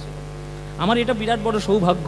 এটা আমার গুরুদেবদের আশীর্বাদে হয়েছে যে বড় বড় পদকর্তাদের পাঠবাড়িতে গিয়ে গান করা, যেমন চণ্ডীদাস ঠাকুর, তারপরে আমাদের শ্রীনিবাস আচার্য, তারপরে ধনঞ্জয় পণ্ডিতের বাড়ি, লোচন দাসের পাঠবাড়ি, জ্ঞান দাসের পাঠবাড়ি, জয়দেব গোস্বামীর পাঠবাড়ি, বাসুদেব ঘোষের পাঠবাড়ি, হ্যাঁ, সব জায়গায় গান করার সৌভাগ্য আমার হয়েছে। আর ওই সমস্ত জায়গায় গান করতে গেলে আমরা যে আনন্দটা পাই, ওই আনন্দের আসর কিন্তু সারা পশ্চিমবঙ্গের কোথাও পাবো না। কেন সামনে যারা বসে থাকে তারা গান জানা শ্রোতা, তারা পদ জানা শ্রোতা, একটাও পদ ভুল, আমরা পর্যন্ত ভয় পাই, আমরা কীর্তনীয়রা ভয় পাই ওখানে গান গাইতে, কেন শ্রোতারা এত বেশি সমৃদ্ধ যে ওইখানে গান গাইতে গেলে ভেবে চিনতে গাইতে হবে। তো চাকন্দি গ্রামের ভক্ত খুব সুন্দর, খুব ভালো, এবং ওদের মাঘী পূর্ণিমা না, ভুল বললাম, ওদের এই পয়লা মাঘেই উৎসব হয়, ওই সংক্রান্তির সময় ওদের উৎসব হয়। আমাকে বারে বারে ফোন, আমি গিয়েছি কিন্তু সময় সুযোগের অভাবে এখন যাওয়া হচ্ছে, যাবো, নিশ্চয়ই যাব, প্রভুর কৃপা হলে যাব। তো সেই আটচালায় বসে, সেই নাট মন্দিরে বসে কোলে করে ছেলেটাকে নিয়ে লক্ষ্মীপ্রিয়া বলছে, বলো তো বাবা, এই যেখানে মায়েরা গান শুনছো, ছেলে কি করে মানুষ করতে হয় আজকে দেখে নাও। তোমরা তো মা, একটা ছেলে স্কুলে গিয়ে যা শিখবে, পাঠশালায় গিয়ে যা শিখবে, কলেজে গিয়ে যা শিখবে, তার শত গুণ শিক্ষা বেশি পাবে মায়ের কোলে বসে। মা হচ্ছে একটা পরিপূর্ণ ইউনিভার্সিটি। মায়ের কোল থেকে সন্তান যা শিক্ষা পাবে, সেই শিক্ষাই কিন্তু পরবর্তীকালে তারা বড় হবে। তাই আপনাদের সন্তানকে গড়ে তোলার দায়িত্ব কোনো ইংলিশ মিডিয়ামের নেই, কোনো বেঙ্গল মিডিয়ামের নেই, আপনার। সন্তানটা কেমন জানেন? কাদার তালের মতো, যে ছাঁচে ফেলবেন সেই ঠাকুর বেরোবে। আপনারা বাবা মা হয়ে আপনার সন্তানকে কোন ছাঁচে ফেলতে চান আপনাদের ব্যাপার। আপনারা সন্তানকে রামের ছাঁচে ফেলবেন, রাবণের ছাঁচে ফেলবেন, আপনারা অর্জুনের ছাঁচে ফেলবেন না দুর্যোধনের ছাঁচে ফেলবেন, এটা আপনাদের ব্যক্তিগত ব্যাপার। সেখানে হস্তক্ষেপ করার অধিকার আমার নেই, কিন্তু উপদেশটা দিতে পারবো, শুনলে ভালো, নাইলে গেল। দেখো কি করে মানুষ করতে হয়। কোলে করে বসিয়ে লক্ষ্মীপ্রিয়া বলছে শ্রীনিবাসকে, বলো তো বাবা, বলো, কানে কানে বলছি, বলো বাবা, বলো নিতাই নিতাই নিতাই, বলো গৌর গৌর গৌর। একটা মায়ের দায়িত্ব নয়, একটা বাবার দায়িত্ব নয় ছোটবেলা থেকে এইসব কানে নামগুলো ঢোকানো? করেছো তোমরা কেউ? কোলে ছেলে আর বসে বসে সিরিয়াল দেখছো, বোঝে না, সে বোঝে না, ও জীবনে কিচ্ছু বুঝবে না, সর্বনাশ হবে ওর জীবনে। মা হতে গেলে শুধু শরীর দিয়ে মা হওয়া যায় না, শুধু শরীর দিয়ে পিতা হওয়া যায় না, পিতৃত্ব মাতৃত্ব অর্জন করতে হয়, তবেই বাবা মা হওয়া যায়। সন্তানগুলোকে মানুষ করার চেষ্টা করুন, নইলে অমানুষে ছেয়ে যাবে, মানুষের মতো দেখতে অবয়ব ঘুরে বেড়াবে, মানুষ আর হবে না। দেখুন কোলে বসিয়ে বলছে, বলো তো বাবা, বলো, আমার সঙ্গে সঙ্গে বলো, বলো নিতাই নিতাই নিতাই, বলো গৌর গৌর গৌর। বলো বাপ শ্রীকৃষ্ণ চৈতন্য সুন্দর, বলো বাপে শ্রীকৃষ্ণ চৈতন্য সুন্দর, ওগো বলো বাপে শ্রীকৃষ্ণ চৈতন্য সুন্দর, বলো বাপ শ্রীকৃষ্ণ চৈতন্য সুন্দর, শিবাসাদি অদ্বৈত আর গদাধর, শিবাসাদি অদ্বৈত আর গদাধর, শিবাসাদি অদ্বৈত আর গদাধর, শিবাসাদি অদ্বৈত আর গদাধর, বলো জয় রূপ সনাতন ভট্ট রঘুনাথ, জয় রূপ সনাতন ভট্ট রঘুনাথ, শ্রীজীবী গোপাল ভট্ট দাস রঘুনাথ, শ্রীজীবী গোপাল ভট্ট দাস রঘুনাথ, বলো এই ছয় গোসাঁইরে করি চরণ বন্দন, এই ছয় গোসাইয়ের করি চরণ বন্দন, ওগো যাহা হইতে বিঘ্ন নাশ অভীষ্ট পূরণ, যাহা হইতে বিঘ্ন নাশ অভীষ্ট পূরণ। মোচি। বলো এটা এই সব শেখালে মানুষ হবে না? ছেলে হবে কি হবে না? এসব কানে ঢোকালে তারা বড় হবে, বড় হয়ে জানতে চাইবে, বলো মা, বলো বাবা, চৈতন্যকে, নিতাইকে, ষড়গোস্বামীকে তারা জানতে চাইবে। ছোট্টবেলা থেকে তাদের কানটা মধু করে রাখুন বাবা, কানটাকে বিষ করবেন না। একটা বাচ্চা ছেলে, আমি তো এই সমাজেও চলছি, আপনারাও চলছেন, একটা বাচ্চা ছেলে আমি কালকেই ফেসবুকে দেখছিলাম, বোধহয় 3-4 বছরের ছেলে বোধহয় হবে, সে একটু ডান্স শিখেছে। তা বাবা মা এখন তো সবাই তো যা করে সব ফেসবুকে দিয়ে দেয়, তা ফেসবুকে ভিডিও করে ছেড়েছে একটা বাচ্চা ছেলে, একটা 5 বছরের ছেলে, 5-6 বছরের ছেলে, তাদেরকে বাবা মা নাচে গাছে খুব হই হুল্লোড় করে নাচে গাছে, বাবা নাচো, বাবা নাচো, লুঙ্গি ডান্স, লুঙ্গি ডান্স, লুঙ্গি ডান্স। চিন্তা করো, একটা 5 বছরের ছেলেকে শেখাচ্ছে লুঙ্গি ডান্স। তারা ছোটবেলা থেকে হানি সিং এর নাম শুনবে, রবীন্দ্রনাথের নাম জানবে না। কিন্তু আপনি জিজ্ঞেস করুন এখনকার দিনে ছেলে মেয়েদের বিবেকানন্দের মার নাম কি, জীবনে বলতে পারবে না। দেবের বাবার নাম কি, 14 পুরুষের সব নাম বলে দেবে। আমি কাউকে অসম্মান করছি না। কাকে জানলে আপনার আধ্যাত্মিক জীবন উন্নতির শিখরে যাবে সেটা আপনার দায়িত্ব। তাহলে বাবা মা হয়ে আপনি কি করে ওই বাচ্চাটাকে শেখাচ্ছেন লুঙ্গি ডান্স? তারা বাবা মার নামে কলঙ্ক। তারা ছেলেটাকে সৎ পথে দিচ্ছে না, তারা আগুনে ফেলে দিচ্ছে। ওই ছেলেটা বড় হয়ে কি হবে কোনো জানবে না। আধ্যাত্মিক পথে ছেলে যদি তৈরি করতে না পারেন, তাহলে প্রহ্লাদ হবে না, ধ্রুব হবে না, বিবেকানন্দ হবে না, রবীন্দ্রনাথ হবে না। কোনোদিন গর্ব করে বলতে পারবে না আমি সোনার বাংলা, আমি তোমায় ভালোবাসি। এই বাংলা প্রেমের জায়গা, এই বাংলা গৌরের মাটি। সেই মাটিতে কত বড় বড় সাধক বৈষ্ণব জন্ম নিয়েছে। তার মধ্যে আজকে শ্রীনিবাস, সে কি এমনি বৈষ্ণব হয়েছে? মা বাবার কোলে বড় হয়েছে। সেই জন্যই মা তাকে শেখাচ্ছে, বাবা বদন ভরে জয় দাও, বদন ভরে জয় দাও, সপার সদ গৌরাঙ্গের বদন ভরে জয় দাও, সপার সদ গৌরাঙ্গের বদন ভরে জয় দাও, সপার সদ গৌরাঙ্গের জয় দিলে জয়ী হবে, সপার সদ গৌরাঙ্গের জয় দিলে জয়ী হবে, সপার সদ গৌরাঙ্গের জয় দিলে জয়ী হবে, সপার সদ গৌরাঙ্গের জয় দিলে জয়ী হবে, সপার সদ গৌরাঙ্গের জয় দিলে জয়ী হবে, সপার সদ গৌরাঙ্গের জয় দিলে জয়ী হবে, সপার সদ গৌরাঙ্গের জয় দিলে জয়ী হবে। বদন ভরে জয় দাও, বদন ভরে জয় দাও, বদন ভরে জয় দাও। মায়ের কোলের শিক্ষায় ধীরে ধীরে ধীরে ধীরে উন্নতি হচ্ছে শ্রীনিবাসের। 7 বছর বয়স হলো, বাবার হাত ধরে, বাবার কাপড় ধরে টেনে টেনে বলছে, ও বাবা আমায় তুমি পড়াশোনা শেখাবে না বাবা? রক্ত যাবে কোথায়? বাবারই তো রক্ত, যে নবদ্বীপে পড়াশোনা করব, পণ্ডিত হব, বেশি বেশি করে পড়বো, সে রক্ত কথা বলবে না? বাবার কাপড় ধরে, বাবার হাত ধরে টেনে বলছে, বলো বাবা, ও বাবা আমি যাব না পড়তে। আশেপাশের সকল গুরু যারা আছেন তাদের সবার কাছে ভর্তি করে দিলেন শ্রীনিবাসকে। যেখানে দেখিবে ছাই, উড়াইয়া দেখো তাই, পাইলেও পাইতে পারো অমূল্য রতন। যেখানেই যার কাছ থেকে যতটুকু পারবে শিখে নেবে। শিক্ষা ছাড়া কোনো গতি নেই, শিক্ষার শেষ নেই। আমাদের উস্তাদ জাকির হোসেন, যিনি চলে গেলেন, উস্তাদ জাকির হোসেন, আমরা তো মাঝে মাঝে তার সামনাসামনি একটু বসেছি, একটু সৌভাগ্য হয়েছে তার বাজনা শোনার। তো তিনি আমাদের একটা রিসাইটেশনে বলেছিলেন যে বাবা, যতদিন বেঁচে থাকবে, যদি তোমার জীবনে যেদিন জানবে যে তোমার জীবনে শিক্ষা বলে আর কিচ্ছু নেই, সেদিন জানবেন তোমার জীবনটাই শেষ হয়ে গেছে। সেইটাই তোমার মৃত্যু দিন, যে দিনটা তোমার শিক্ষার শেষ হবে। এই মৃত্যুর দিন পর্যন্ত, চিতায় ওঠা পর্যন্ত শিক্ষা। এই শিক্ষা না নিলে তো হবে না। এই শিক্ষা করানোর জন্য যার কাছ থেকে যেমন ভাবে পারবে শিখে নেবে। সে আমার থেকে বয়সে ছোট হলেও আমি তার কাছ থেকে শিখবো। আর বয়সে ছোট হলেও তার কাছ থেকে শেখা যায়, তার উৎকৃষ্ট প্রমাণ আমার গৌরাঙ্গ মহাপ্রভু। একটা 7 বছরের ছেলে গোপাল, তার কাছেও শিখে মহাপ্রভু বাণী প্রচার করেছিলেন। গোপাল গুরু, গোপাল গুরু, গোপাল গুরু তাকে নাম বলেছিলেন। তাই শিক্ষা গ্রহণ করছে।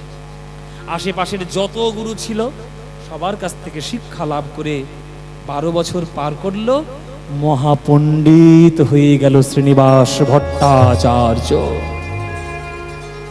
পড়াশোনা শিখেছে, পণ্ডিত হয়েছে। পণ্ডিতদের কথাবার্তা কি সাধারণ মানুষদের মতো হবে?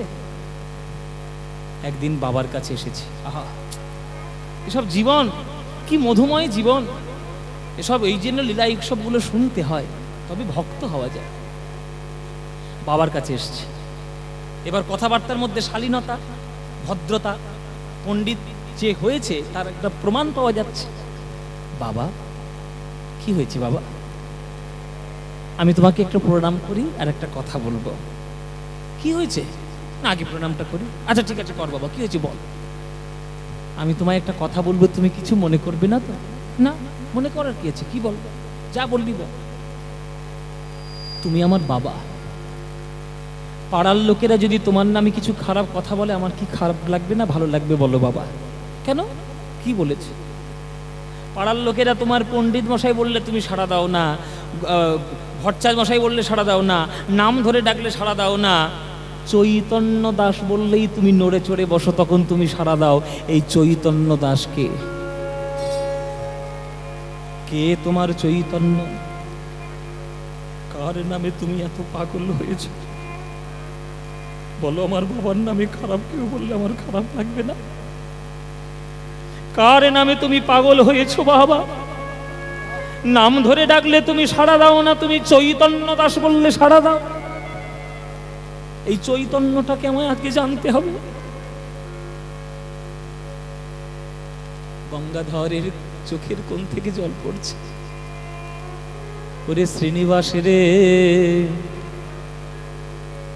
আমি যে চৈতন্যের নামে পাগল হয়েছি, সেই চৈতন্যকে যে একবারে দেখবে সেই তো আমার মতো পাগল হয়ে যাবে। আমার চৈতন্য কি জানিস? আমার গৌর রতন করে যতন রাখবো হিয়ার মাঝে, গৌর ভূষণ করব ধারণ, আমার যেখানে যেমন সাজে। আমার গৌর রতন করে যত রাখবে হৃদয়ে মাঝে, গৌর ভূষণ করব ধারণ যেখানে। সবাই করজোড়ে এই গানটি শুনবেন মায়েরা, বাবারা। এসব পদ, এসব গান আমাদের বাংলার কীর্তন জগতের এক একটা রত্ন। আমাদের দুর্ভাগ্য যে আমরা কীর্তন গানকে এখনো পর্যন্ত মনোরঞ্জনের গান বলে মনে করেছি। কীর্তন যে একটা সাধনা, এটা আমরা মনে করতে পারিনি। আমার গৌর রতন করে যতন রাখবো হিয়ার মাঝে, গৌর ভূষণ করব ধারণ, যেখানে যেমন সাজে। আমার গৌর বরণ ফুলের ঝাপা,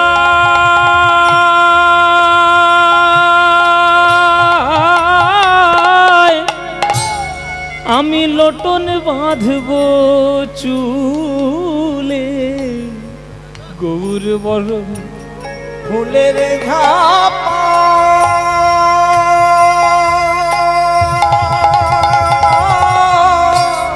লোটন বাঁধব চুলে, আর গৌর বলে গৌরব করে আমি পথে যাব চলে।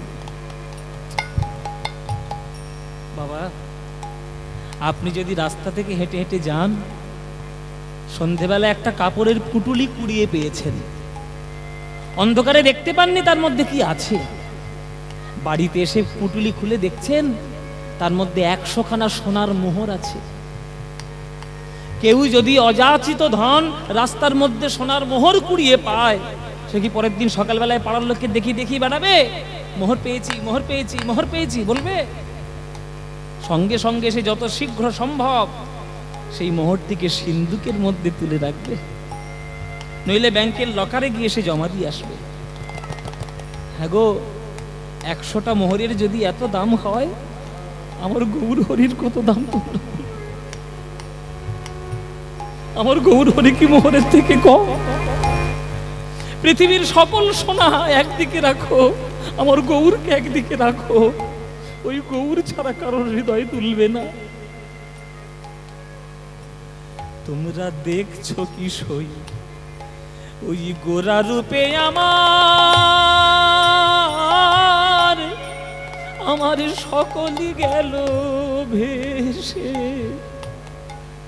দাস লোচন বলে কুতূহলে আমি দেখব বসে বসে। দাস লোচন বলে কুতূহলে দেখবো দেখবো কারা গেল আর কারা বা আছে, কারা গেল আর কারাবা আছে। আমি দেখবো কারা গেল আর কারা আছে, কারা গেল আর কারাবা আছে।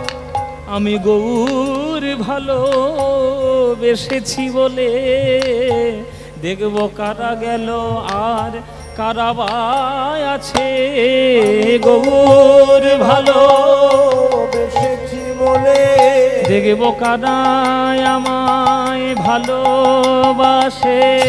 গৌর ভালো বেসেছি বলে দেখবো কারা আমায় ভালোবাসে। গৌর ভালো বেসেছি বলে দেখবো কারা আমায় ভালোবাসে। গৌর ভালো বেসেছি বলে দেখবো কারা আমায় ভালোবাসে। মুখে গৌর গৌর গৌর বলে কারা আমার ভালোবাসে। গৌর গৌর বলে কারা আমার ভালোবাসে।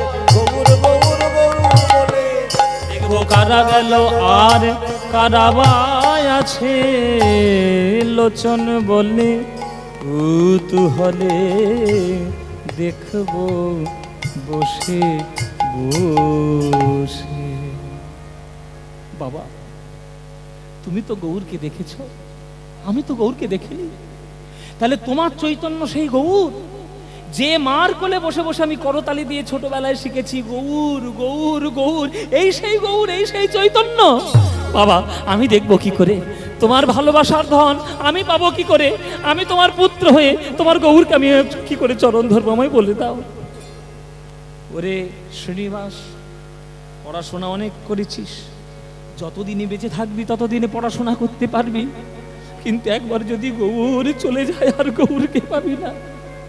ছুটে যা, পুরীধামে চলে যা, গৌরের নামে নিয়ে আমার গৌরের চরণ দর্শন করে আয়। কেননা তার অবস্থা ভালো নয়। কখনো হরিনাম করতে করতে চোখ মুখ তার বেরিয়ে আসছে, কখনো হাত পা অবশ হয়ে যাচ্ছে, কখনো সমুদ্রের জলে ঝাঁপ দিয়ে পড়ছে, কখন কি হয়ে যায় কেউ জানে না। ছুটে যা বাবা, গৌরকে দেখে আয়। না বাবা আমি আর দেরি করবো না, আমি এক্ষুনি বেরোবো বাবা, আমি এক্ষুনি বেরোবো গৌরকে দেখতে। সেই ক্ষণে বেরিয়ে গেল শ্রীনিবাস ভট্টাচার্য গৌরকে দেখতে। গৌর গৌর গৌর গৌর গৌর গৌর গৌর হে গৌর গৌর গৌর গৌর গৌর গৌর গৌর হে গৌর গৌর গৌর গৌর গৌর গৌর গৌর হে গৌর গৌর গৌর গৌর গৌর গৌর হে গৌর গৌর গৌর গৌর গৌর গৌর গৌর হে নিতাই গৌর হরি বল।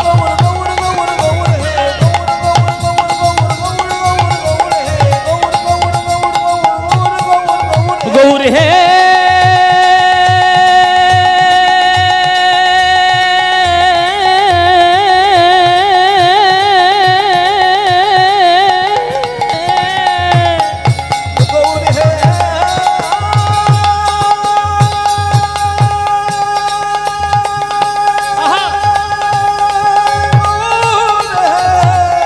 গৌর হে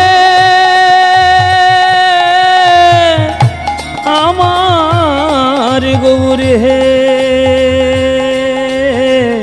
আমার গৌর হে গৌর গৌর গৌর গৌর গৌর গৌর গৌর হে গৌর গৌর গৌর গৌর গৌর হে গৌর গৌর গৌর গৌর গৌর গৌর হে।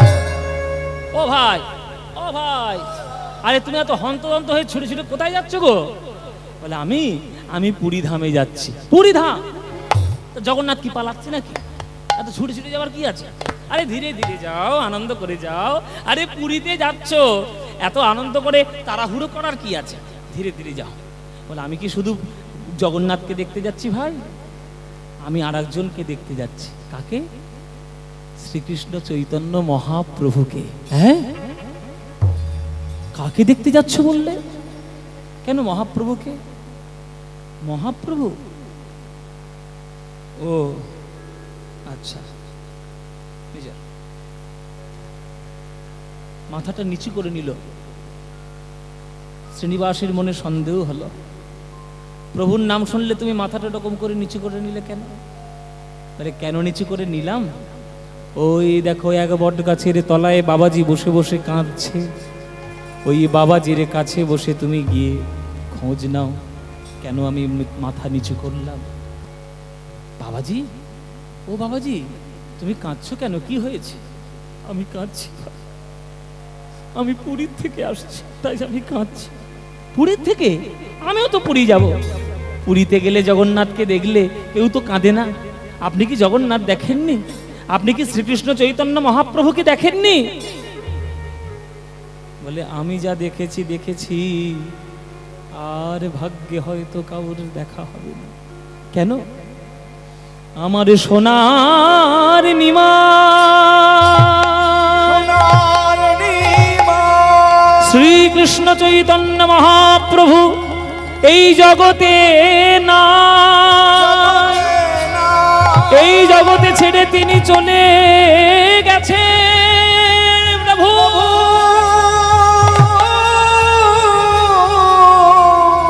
প্রভু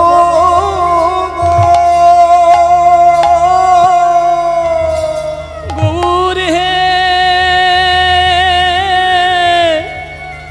কেন তুমি আমায় এমন বঞ্চিত করে, আমাকে এইভাবে বঞ্চিত করলে? ও গোরা রূপ লাগি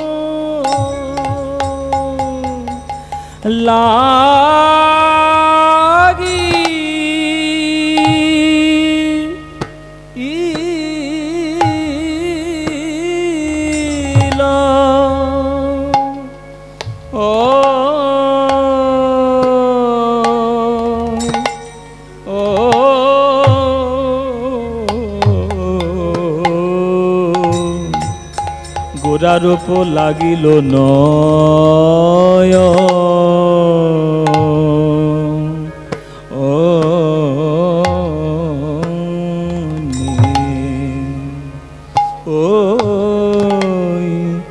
গোরা রূপ আমি আর যে পাশ রিতে নারী, ও সদাই আমার হিয়া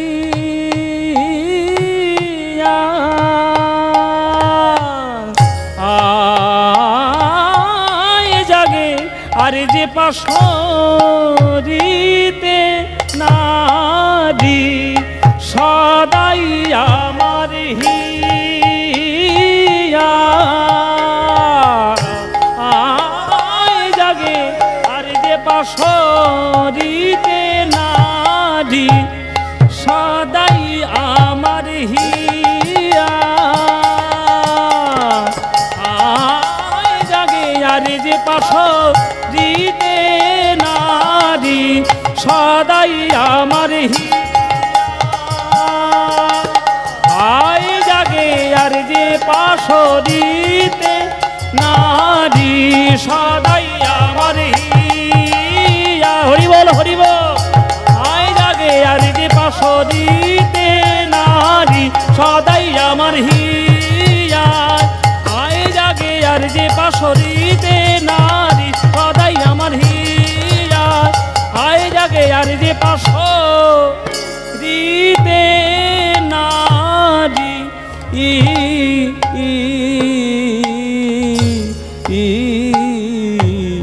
ওই গোরা রূপ।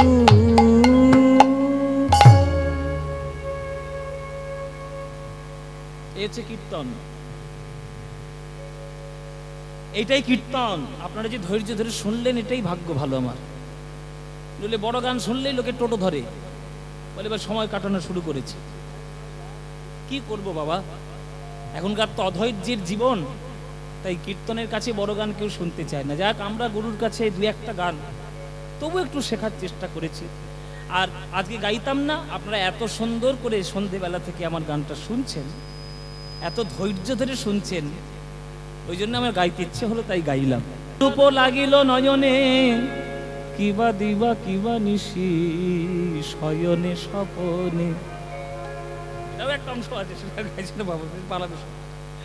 হ্যাঁ, তো যখন এইভাবে কান্নাকাটি করছে গৌর হরির জন্য, মনে মনে সিদ্ধান্ত নিল, যে নয়ন গৌর দেখল না, যে দেহ গৌরের চরণ পেল না, যে বাক্য দ্বারা আমি গৌরের নাম তার চরণে বলতে পারলাম না, সেই দেহ সেই জীবন আমার থাকার থেকে না থাকাই ভালো। এই বলে গঙ্গার জলে ঝাঁপ দিয়ে পড়তে গেছে আমার এই শ্রীনিবাস। শ্রীনিবাস কে?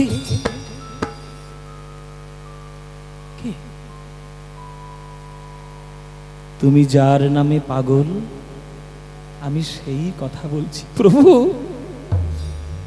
দর্শন না দিয়ে তুমি এইভাবে আকাশবাণী কেন করছো? তুমি দর্শন কেন আমায় দিলে না? তোমার চরণ কেন আমি স্পর্শ করতে পারলাম না? বলো প্রভু, তুমি আমায় কেন এইভাবে আকাশবাণী করছো? শ্রীনিবাস,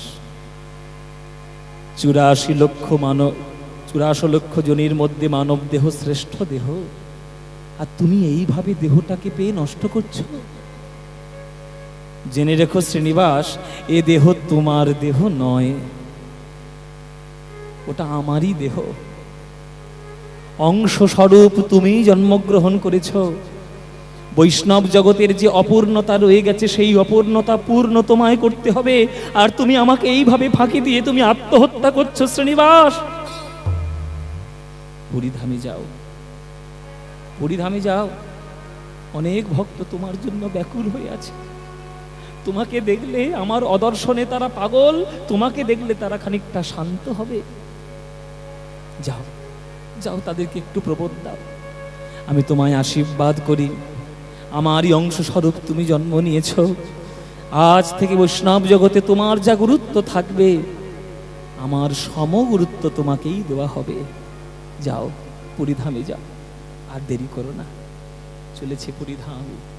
পুরীধামে যখন প্রবেশ করলো, পুরীধামে যখন প্রবেশ করলো আজ শ্রীনিবাস ভট্টাচার্য, সবাই পুরীর ভক্তরাজ উজ্জীবিত হয়ে উঠলেন।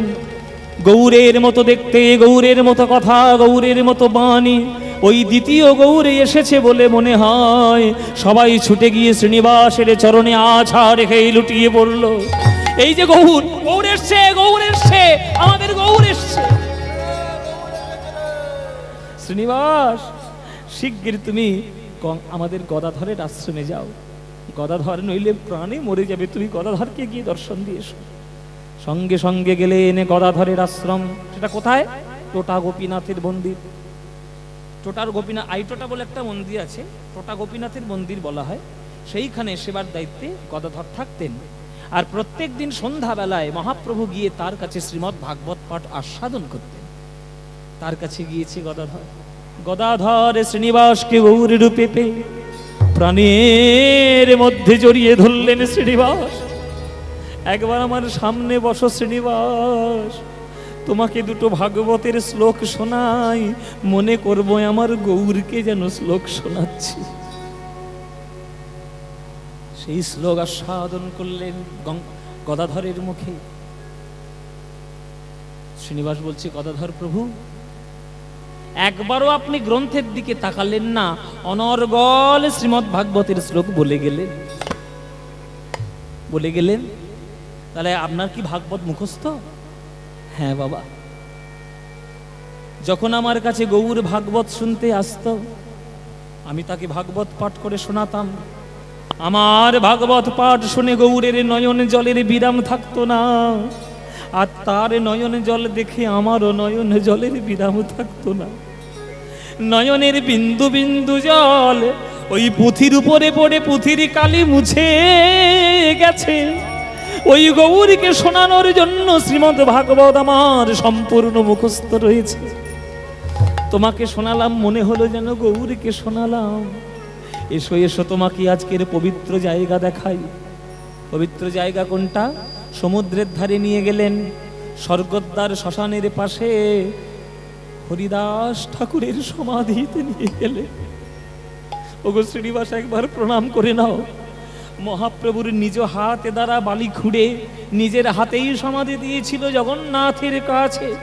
এই সমুদ্রের তীরে হরিদাসকে, হরিদাস যে সৌভাগ্য পেয়েছে, আমাদের বৈষ্ণব জগতে এই সৌভাগ্য কেউ পায়নি। এই কৃপা করো মোরে, এই কৃপা কর মোরে, আমার ঠাকুর হরিদাস গো। এই কৃপা করো মোরে ঠাকুর হরিদাস গো, জনম জনম যেন হই বৈষ্ণবের দাস গো। জনম জনম যেন বৈষ্ণবের দাস। হরিদাস ঠাকুরের সমাধিতে প্রণাম করলেন। পুরীর সকল ভক্তগণ যারা গৌর প্রেমে পাগল, তাদেরকে উজ্জীবিত করে শ্রীনিবাস আবার ঘরে ফিরে এলেন। গঙ্গাধর বলছে, ঘরে কেন এলি? ঘরে কেন এলি? সংসার তোর জন্য নয়, জীবনে সব কিছু করতে পারবি। জগতের সর্বশ্রেষ্ঠ প্রেম হচ্ছে বৃন্দাবনের ব্রজ প্রেম। ঘর এখন তোর জায়গা নয়, চলে যা বাবা, আমি তোর বাবা, আমি তোর আজ্ঞা দিলাম। মধুময় বৃন্দাবনে গমন কর, মধুময় বৃন্দাবনে চলে যা। রাধা গোবিন্দের চরণাশ্রিত হ, গোবিন্দের ভজন কর। গোবিন্দের চরণের কৃপা পেলে মানবী জীবন ধন্য হয়ে তুই হীরের মতো চকচক করবি। যা, চলে যা। চলেছে আজ শ্রীনিবাস ব্রজের পথে, গোঠের রাখা বলে দে রে। গাইব না বাদ দেব? হ্যাঁ, বৃন্দাবনে বাঙালিরা যখন যায় তখন বাঙালির গান গেয়ে গিয়ে যায়। এই গান কার লেখা মায়েরা?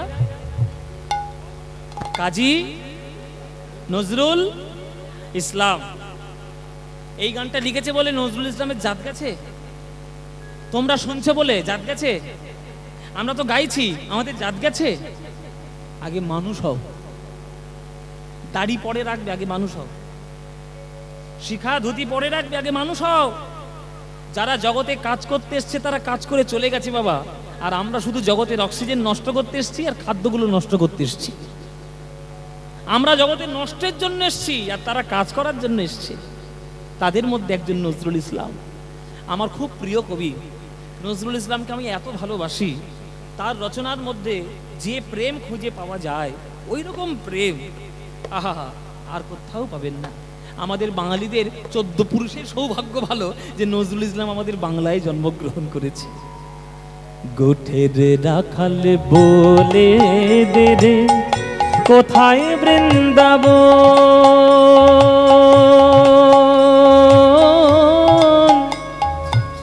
কোথায় বৃন্দাবন, রাখাল রাজা গোপাল আমার খেলে অনুক্ষণ, কোথায় বৃন্দাবন। গোঠের রাখাল বলে রে রে, কোথায় বৃন্দাবন, রাখাল রাজা গোপাল খেলে অনুক্ষণ, কোথায় বৃন্দাবন, কোথায় বৃন্দাবন। দিনে রাতে মিলন রসে চাঁদ হাসে রে চাঁদের পাশে। দিনে রাতে মিলন রসে চাঁদ হাসে রে চাঁদের পাশে। যেথায় পথের ধুলায় ছড়িয়ে আছে, পথের ধুলায় ছড়িয়ে আছে শ্রীহরিচন্দন কোথায় বৃন্দাবন, গোঠের রাখাল বলে দে রে কোথায় বৃন্দাবন, রাখাল রাজা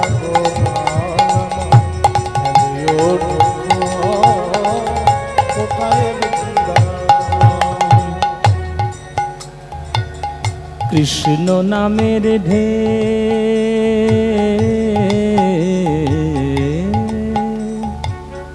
কৃষ্ণ নামের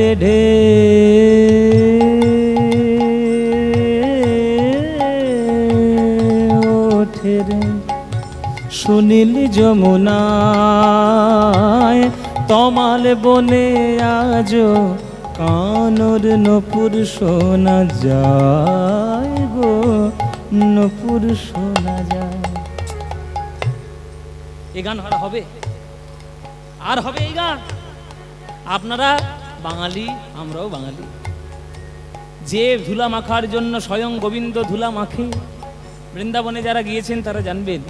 বৃন্দাবনের ভক্তরা আমরা সবাই বলি যে এ তো ধুলা নয়, ধুলি নয়, গোপী পদ রেণু, এই ধুলা গায়ে মাখে নন্দের বেটা কানু। যে ধুলা মাখার জন্য বৃন্দাবনে স্বয়ং ভগবান নেমে এসেছেন, সেই বৃন্দাবনে যদি প্রেম কুড়াতে না পারো তাহলে জীবন ধন্য হবে না।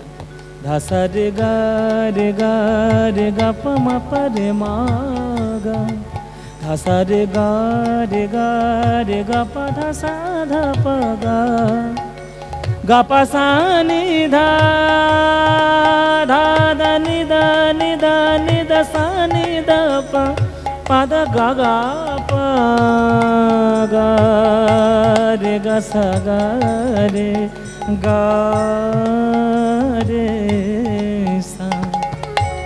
আজো যেথা কদম ডালে বেনু বাজে সাঁঝ সকালে, আজো যেথা কদম ডালে বেনু বাজে সাজ সকালে, যেথা নিত্য লীলা করে আমার, নিত্য লীলা করে আমার মদন মোহন, কোথায় বৃন্দাবন, গোঠের রাখাল বলে দে রে কোথায় বৃন্দাবন, রাখাল রাজা গোপাল আমার খেলে অনুক্ষণ, কোথায় বৃন্দাবন, কোথায় বৃন্দাবন, কোথায় বৃন্দাবন, কোথায় বৃন্দাবন, কোথায় বৃন্দাবন, কোথায় বৃন্দাবন।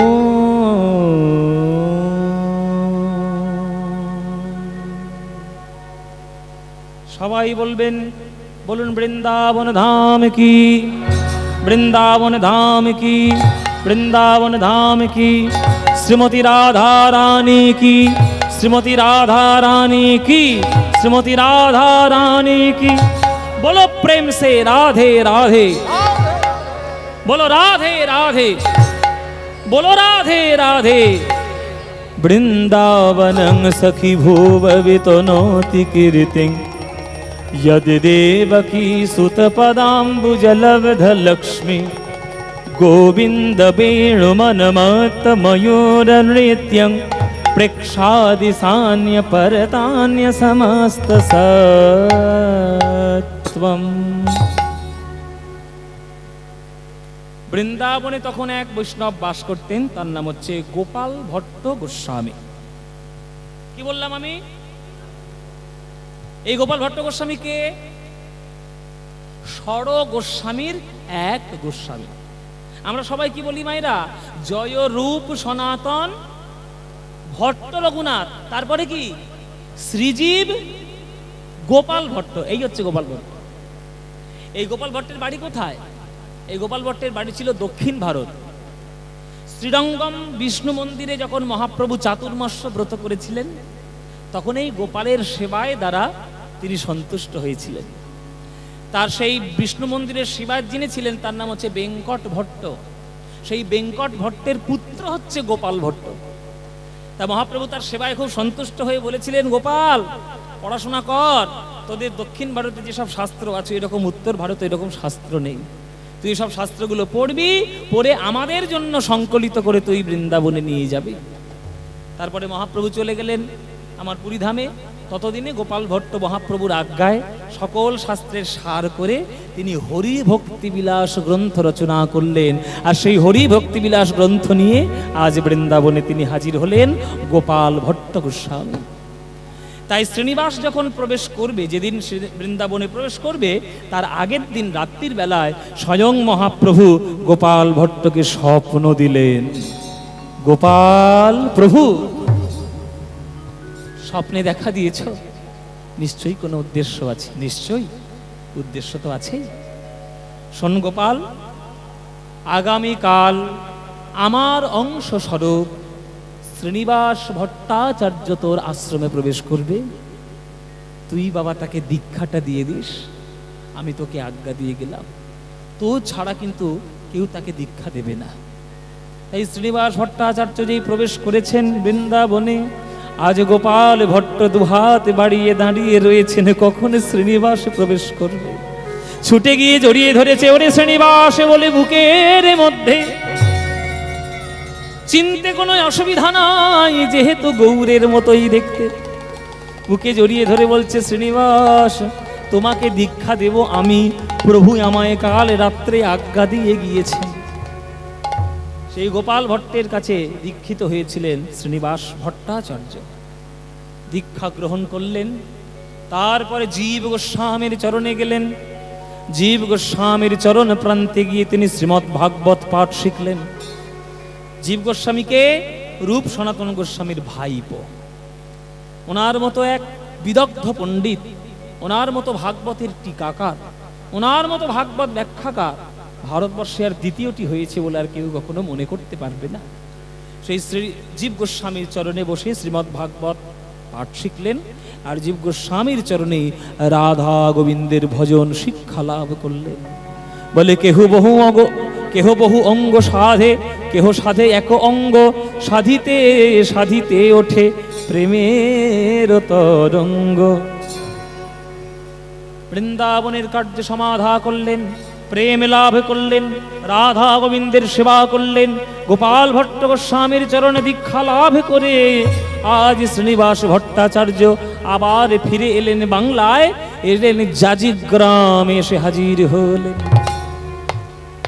জাজিগ্রাম কোথায়? জাজিগ্রাম হচ্ছে একদম কাটোয়ার পাশে। আপনারা যদি বর্ধমান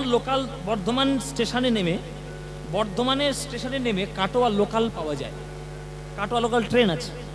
ওই কাটোয়া লোকালে উঠে আপনি যদি কাটোয়ার দিকে যান, ওই কাটোয়ার ঠিক আগেই পড়বে জাজিগ্রাম।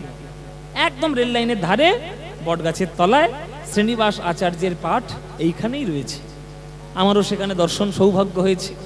হ্যাঁ, আপনারাও গিয়ে দর্শন করবেন। সেই জাজিগ্রাম এসে হাজির হয়ে গেলেন শ্রীনিবাস ভট্টাচার্য। ঠিক তখন একটা ঘটনা ঘটলো বাংলায়। কি ঘটনা ঘটলো? ঘটনা ঘটলো বাংলার মধ্যে সকল বৈষ্ণবদের গ্রন্থগণ তারা বৃন্দাবন থেকে আসতে শুরু করলো বাংলায়। আপনারা সবাই জেনে রাখুন, ইসলাম ধর্মের প্রত্যেকটি শাসক যারা দিল্লিতে বসেছে, মুখে তারা যত বড় বড়ই কথা বলুক, ভেতরে ভেতরে চেষ্টা করেছে সকল হিন্দুদেরকে কি করে কাফের বানানো যায়। এটা তাদের চেষ্টা ছিল, এটা সত্যি বাবা। কে মানবে না মানবে আমার দেখার দরকার নেই। তাদের প্রত্যেকের গোপনে গোপনে চেষ্টা যে ভারতবর্ষের মন্দির কি করে ধ্বংস হবে, ভারতবর্ষের শাস্ত্র কি করে পোড়ানো যাবে, আর ভারতবর্ষের হিন্দুদেরকে কিভাবে মুসলমান বানানো যাবে। এইটা তাদের ভেতরে ভেতরে প্রচেষ্টা ছিল। তাই তারা উত্তর ভারতে যেভাবে শাসন করেছে, দক্ষিণ ভারতে কিন্তু অতটা করতে পারেনি, কেননা দক্ষিণ থেকে উত্তরটা অনেকটা দূরে। ওই জন্য দিল্লির মসনদে বসে তাদের সবসময় ইচ্ছা ছিল যে এই কাণ্ডটি কি করে করবে। আপনারা সবাই জানেন যে নালন্দা বিশ্ববিদ্যালয়ের এত গ্রন্থ ছিল যে সেই পুঁথির পাতা পোড়াতে পোড়াতে তাদের সেনাদের খাদ্য রসদ তৈরি করতো। 6 মাস শুধু পুড়তে লেগেছে, এত পুঁথি ছিল। 6 মাস শুধু বই পুড়িয়েছে, কাঠফাট কিচ্ছু পোড়ায়নি, শুধু বই পুড়িয়েছে। আমাদের ভারতবর্ষ সাহিত্যে, সংস্কৃতিতে, আধ্যাত্মিকতায়, সঙ্গীতে সর্বশ্রেষ্ঠ ছিল, এখনো সর্বশ্রেষ্ঠ আছে, চিরকাল সর্বশ্রেষ্ঠ থাকবে। যে ভারতবাসী, যে মূর্খ ভারতবাসী এখনো পর্যন্ত ভারতকে চেনেনি, তার ভারতে থাকার কোনো অধিকারই নেই। অন্য জায়গায় গিয়ে ডুবে মরুক, কেননা ভারতবর্ষকে সে চেনেনি। এই ভারতের মহাসাগরে, মহামানবের সাগর তীরে তোমরা এখনো ভারতকে চেনো না। তাই সেই ভারতবর্ষের গ্রন্থগণ বৈষ্ণবরা মনে মনে ভাবলেন, দিল্লি থেকে বৃন্দাবন বেশি দূর নয়। কোন সম্রাটের যদি মনে হয় যে বৃন্দাবনে আক্রমণ করে সব শাস্ত্র টাস্ত্র মুছে দেবো, বৈষ্ণবদেরকে হটিয়ে দেব, তখন কি হবে? আমাদের রচিত শাস্ত্র, আমাদের সাধনার ধনগুলো নষ্ট হয়ে যাবে। তাই কি করলো? গরুর গাড়ি ভর্তি করে কাগজের ওই পুঁথিপত্র, তালপাতার পুঁথিপত্র কাঠের পেটিতে বন্দি করে সব বাংলায় পাঠিয়ে দিতে শুরু করলো। কেননা মহাপ্রভুর প্রভাবে, বৈষ্ণবদের প্রভাবে বাংলায় কিন্তু অতটা প্রভাব ছিল না।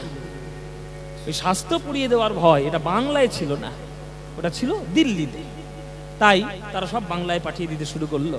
সেই আসার পথে বৃন্দাবন থেকে গ্রন্থ আসছে বাংলায়, মাঝখানে একটা জায়গা পড়ে, তার নাম হচ্ছে বন বিষ্ণুপুর, বাঁকুড়া জেলার বিষ্ণুপুর। সেই বিষ্ণুপুরের এক রাজা ছিলেন, তার নাম হচ্ছে বীর হাম্বির রাজা। সেই বীর হাম্বির রাজা, তার রাজ জ্যোতিষী তার হাত দেখে বলেছে যে আপনার রাজ্যের পশ্চিম দিক থেকে অনেক বিরাট বড় রত্ন ভান্ডার প্রবেশ করবে। তাই বীর হাম্বির রাজা, কেমন তার স্বভাব, দিনের বেলায় যখন তিনি সিংহাসনে বসেন তিনি বিরাট বড় শাসক রাজা, আর সন্ধ্যা পার হয়ে গেলেই তিনি ডাকাতের সর্দার,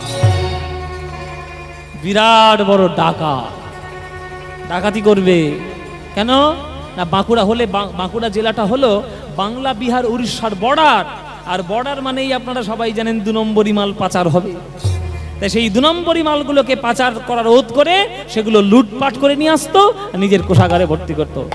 এই তার রাজ জ্যোতিষী বলেছেন যে লাঠিয়াল পাঠিয়ে দাও পশ্চিম দিকে, রত্ন ভান্ডার ঢুকবে। এই কালু, এইটা মদন, হ্যাঁ, আর কালু, কালু মদন, এই প্রভু, এই তোরা চলে যা পশ্চিম দিকে, পশ্চিম দিকে চলে যাবি, রত্ন ভান্ডার প্রবেশ করবে, ওইগুলো লুটপাট করে ঘরে নিয়ে আসবি। যে বাধা দেবে, লাঠি হাতে থাকবে, তীর হাতে থাকবে, যেটা পাবি মাথায়।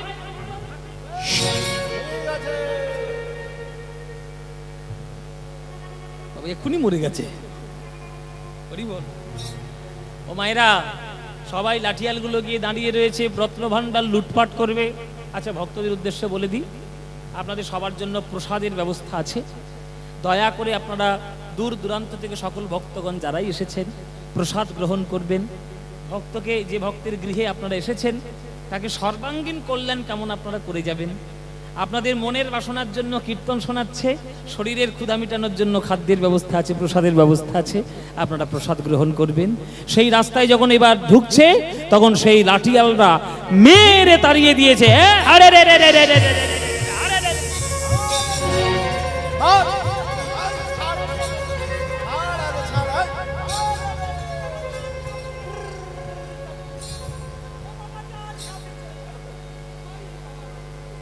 হুড় হুড় করছে, হুড় করছে। গরু তাড়াচ্ছিস না ডাকাতি করছিস?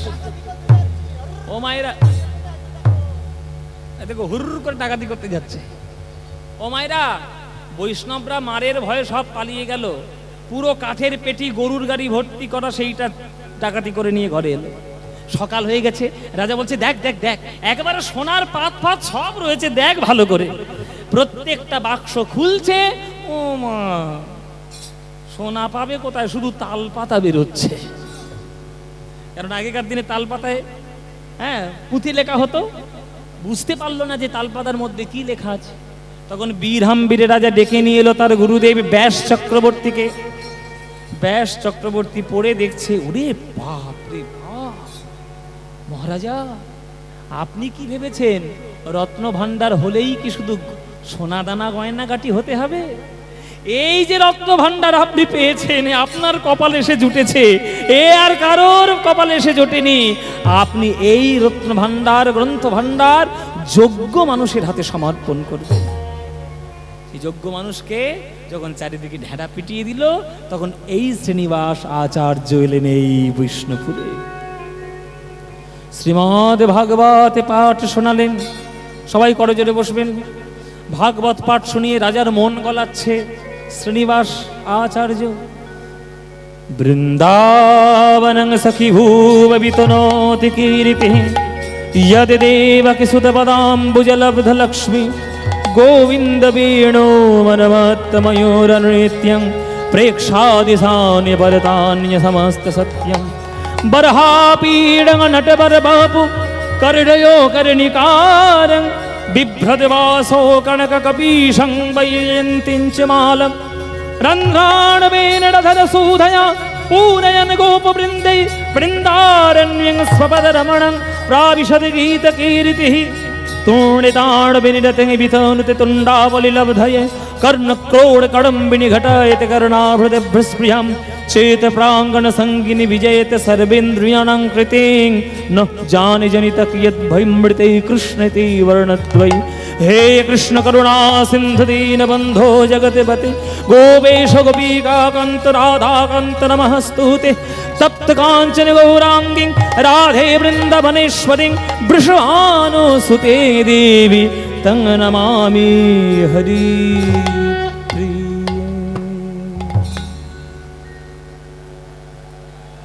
এমন নয়নের জলে মধুর কণ্ঠে শ্রীমদ্ ভাগবত শুনিয়েছে।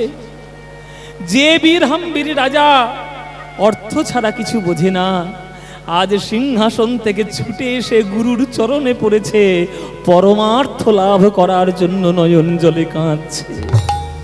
প্রভু মোর শ্রীনিবাস পুরাইলে মনের আশ, তুয়া বিনা গতি নাহি আর রে, তুয়া বিনা গতি নাহি আর রে। আমি আছি নো মায়ার কি, আমার বড়ই লাগিত মিট, দেখাইলা অমিয়ার ধারে, দেখাইলা অমিয়ার ধারে। হরি বল, হরি বল বাবা। একটা গোবরে পোকা আর একটা মৌমাছির মধ্যে বন্ধুত্ব হয়েছে। মৌমাছি জিজ্ঞেস করছে গোবরে পোকাকে, ওরে গোবরে পোকা তুই তোমার বন্ধু, তুই কি খাস? তখন গোবরে পোকা বলছে আমি গোবর খাই, গোবর খাই। মৌমাছি বলছে খাস গোবর, আবার বুক খুলে বলছিস? তুই যেটা খাস সেটা জগতের সব থেকে নিকৃষ্ট, ওটা বিষ্ঠা, দুর্গন্ধ হয়, ওকে কেউ ছোঁয় না, ওটা গোবর, ওটা জগতের নিকৃষ্ট বস্তু। তখন গোবরে পোকা বলছে মৌমাছিকে তুই কি খাস? তখন মৌমাছি বলছে আমি আমি জগতের সর্বশ্রেষ্ঠ জিনিস পান করি। কি পান করিস? জগতের শ্রেষ্ঠ, জগতের শ্রেষ্ঠ হলো সৌন্দর্য ফুলের মধ্যে, সেই ফুলের মধ্যে রয়েছে পরাগ, আর তার মধ্যেই রয়েছে মধুর বাসস্থান, সেই মধু আমি পান করি। গোবরে পোকা বলে ওরে মৌমাছি আমাকে কি একটু মধু পান করাতে পারিস? কোন মৌমাছি যদি ভাগ্যক্রমে কোনো গোবরে পোকার মুখে একবার মধু লাগিয়ে দেয়, আর কি আর কোনো দিন সে গোবরের মধ্যে ফিরে যাবে? তত্ত্বের দিক দিয়ে কি বিচার? এখানে আমরা হলাম গোবরে পোকা, আর বৈষ্ণব ব্রাহ্মণ হলেন মৌমাছির সমান। গুরু বৈষ্ণবের মুখে কৃষ্ণ নাম মধু একবারে পান করলে সংসারের গোবর আর কখনোই আমাদের ভালো লাগবে না। তাই বলছে বীরহাম্বীর বলছে আছি নো মায়ার কীট, আমার বড়ই লাগিত মিঠ, দেখাইলা অমিয়ার ধারে, দেখাইলা অমিয়ার ধারে। জীবের নিস্তার লাগি নন্দ সুত হরি, জীবের নিস্তার লাগি অখণ্ড সুখ হরি আহা ভুবনে প্রকাশ হন গুরু রূপ ধরি ভুবনে প্রকাশ হন গুরু রূপ ধরি আজ মহিমায় গুরু কৃষ্ণ এক করি জানো মহিমায় গুরু কৃষ্ণ এক করি জানো আজ গুরু আজ্ঞা হৃদয় সদাই সত্য করি মানো গুরু আজ্ঞা দিতে সদাই সত্য করি মানো গুরু রূপে ভগবান গুরু রূপে ভগবান সে যে শিষ্যের করে পরিত্রাণ গুরু রূপে ভগবান শিষ্যের করে পরিত্রাণ গুরু রূপে ভগবান ওই বীরহাম্বীর রাজা এই শ্রীনিবাস আচার্যের শিষ্য হয়ে গেছিলেন সেই সমস্ত গ্রন্থ ভাণ্ডার নিয়ে এসে হাজির হলেন আমাদের এই জাজিক গ্রামে সেই জাজিক গ্রামে তারপরে ভাগবত পাঠ করার সময় তার এক পরম প্রেমময় তার পরম এক প্রিয় শিষ্য রামচন্দ্র কবিরাজ তার কাছে দীক্ষিত হয়েছিলেন সেই রামচন্দ্র কবিরাজ একদিন গুরুদেবকে ধ্যানের হাত থেকে ফিরিয়ে নিয়ে এলেন কেননা ধ্যানের মধ্যে বসে 7 দিন ধরে পড়েছিল কিন্তু এই রামচন্দ্র কবিরাজ সেই ধ্যানের মধ্যে প্রবেশ করে তাকে রাধারানীর বেসর নাকের বেসর খুঁজে দেওয়ার গুরু দায়িত্ব তুলে নিয়েছিল খুঁজে দিলেন রাধারানীর হাতে তুলে দিলেন রাধারানী নিজের চর্বিত তাম্বুল সেবার জন্য হাতে দিলেন সেই সেবার জন্য চর্বিত তাম্বুল গুরু শিষ্য যখন মুখে দিলেন 1 সপ্তাহ পরে জাজিক গ্রামে শ্রীনিবাস আচার্যের ধ্যান ভঙ্গ হল 1 সপ্তাহ পর যখন ধ্যান ভঙ্গ হলো দেখছে ধ্যান ভেঙে হাতেও লাল পানির দাগ ঠোঁটেও লাল পানির দাগ তাই রামচন্দ্রকে জড়িয়ে ধরেছে শ্রীনিবাস আজ দুজনাই কাঁদিছে আজ দুজনাই কাঁদিছে আজ রামচন্দ্র শ্রীনিবাস তারা দুজনাই কাঁদিছে রামচন্দ্র ওই একে অন্যের জড়ায় ধরে রামচন্দ্র শ্রীনিবাস একে অন্যের জড়ায় ধরে রামচন্দ্র শ্রীনিবাস একে অন্যের জড়ায় ধরে রামচন্দ্র শ্রীনিবাস একে অন্যের জড়ায় ধরে রামচন্দ্র শ্রীনিবাস দুজনাই কাঁদিছে সেই রামচন্দ্র আর শ্রীনিবাস তারা প্রত্যেককেই আমাদের বৈষ্ণব জগতের মাথার মণি তারা এই বৈষ্ণব ধর্ম এই প্রেম জগৎ তারা আরো উৎকৃষ্ট করলেন সেই জাজিক গ্রামে রামচন্দ্র আর শ্রীনিবাসের মহামিলন ঘটল।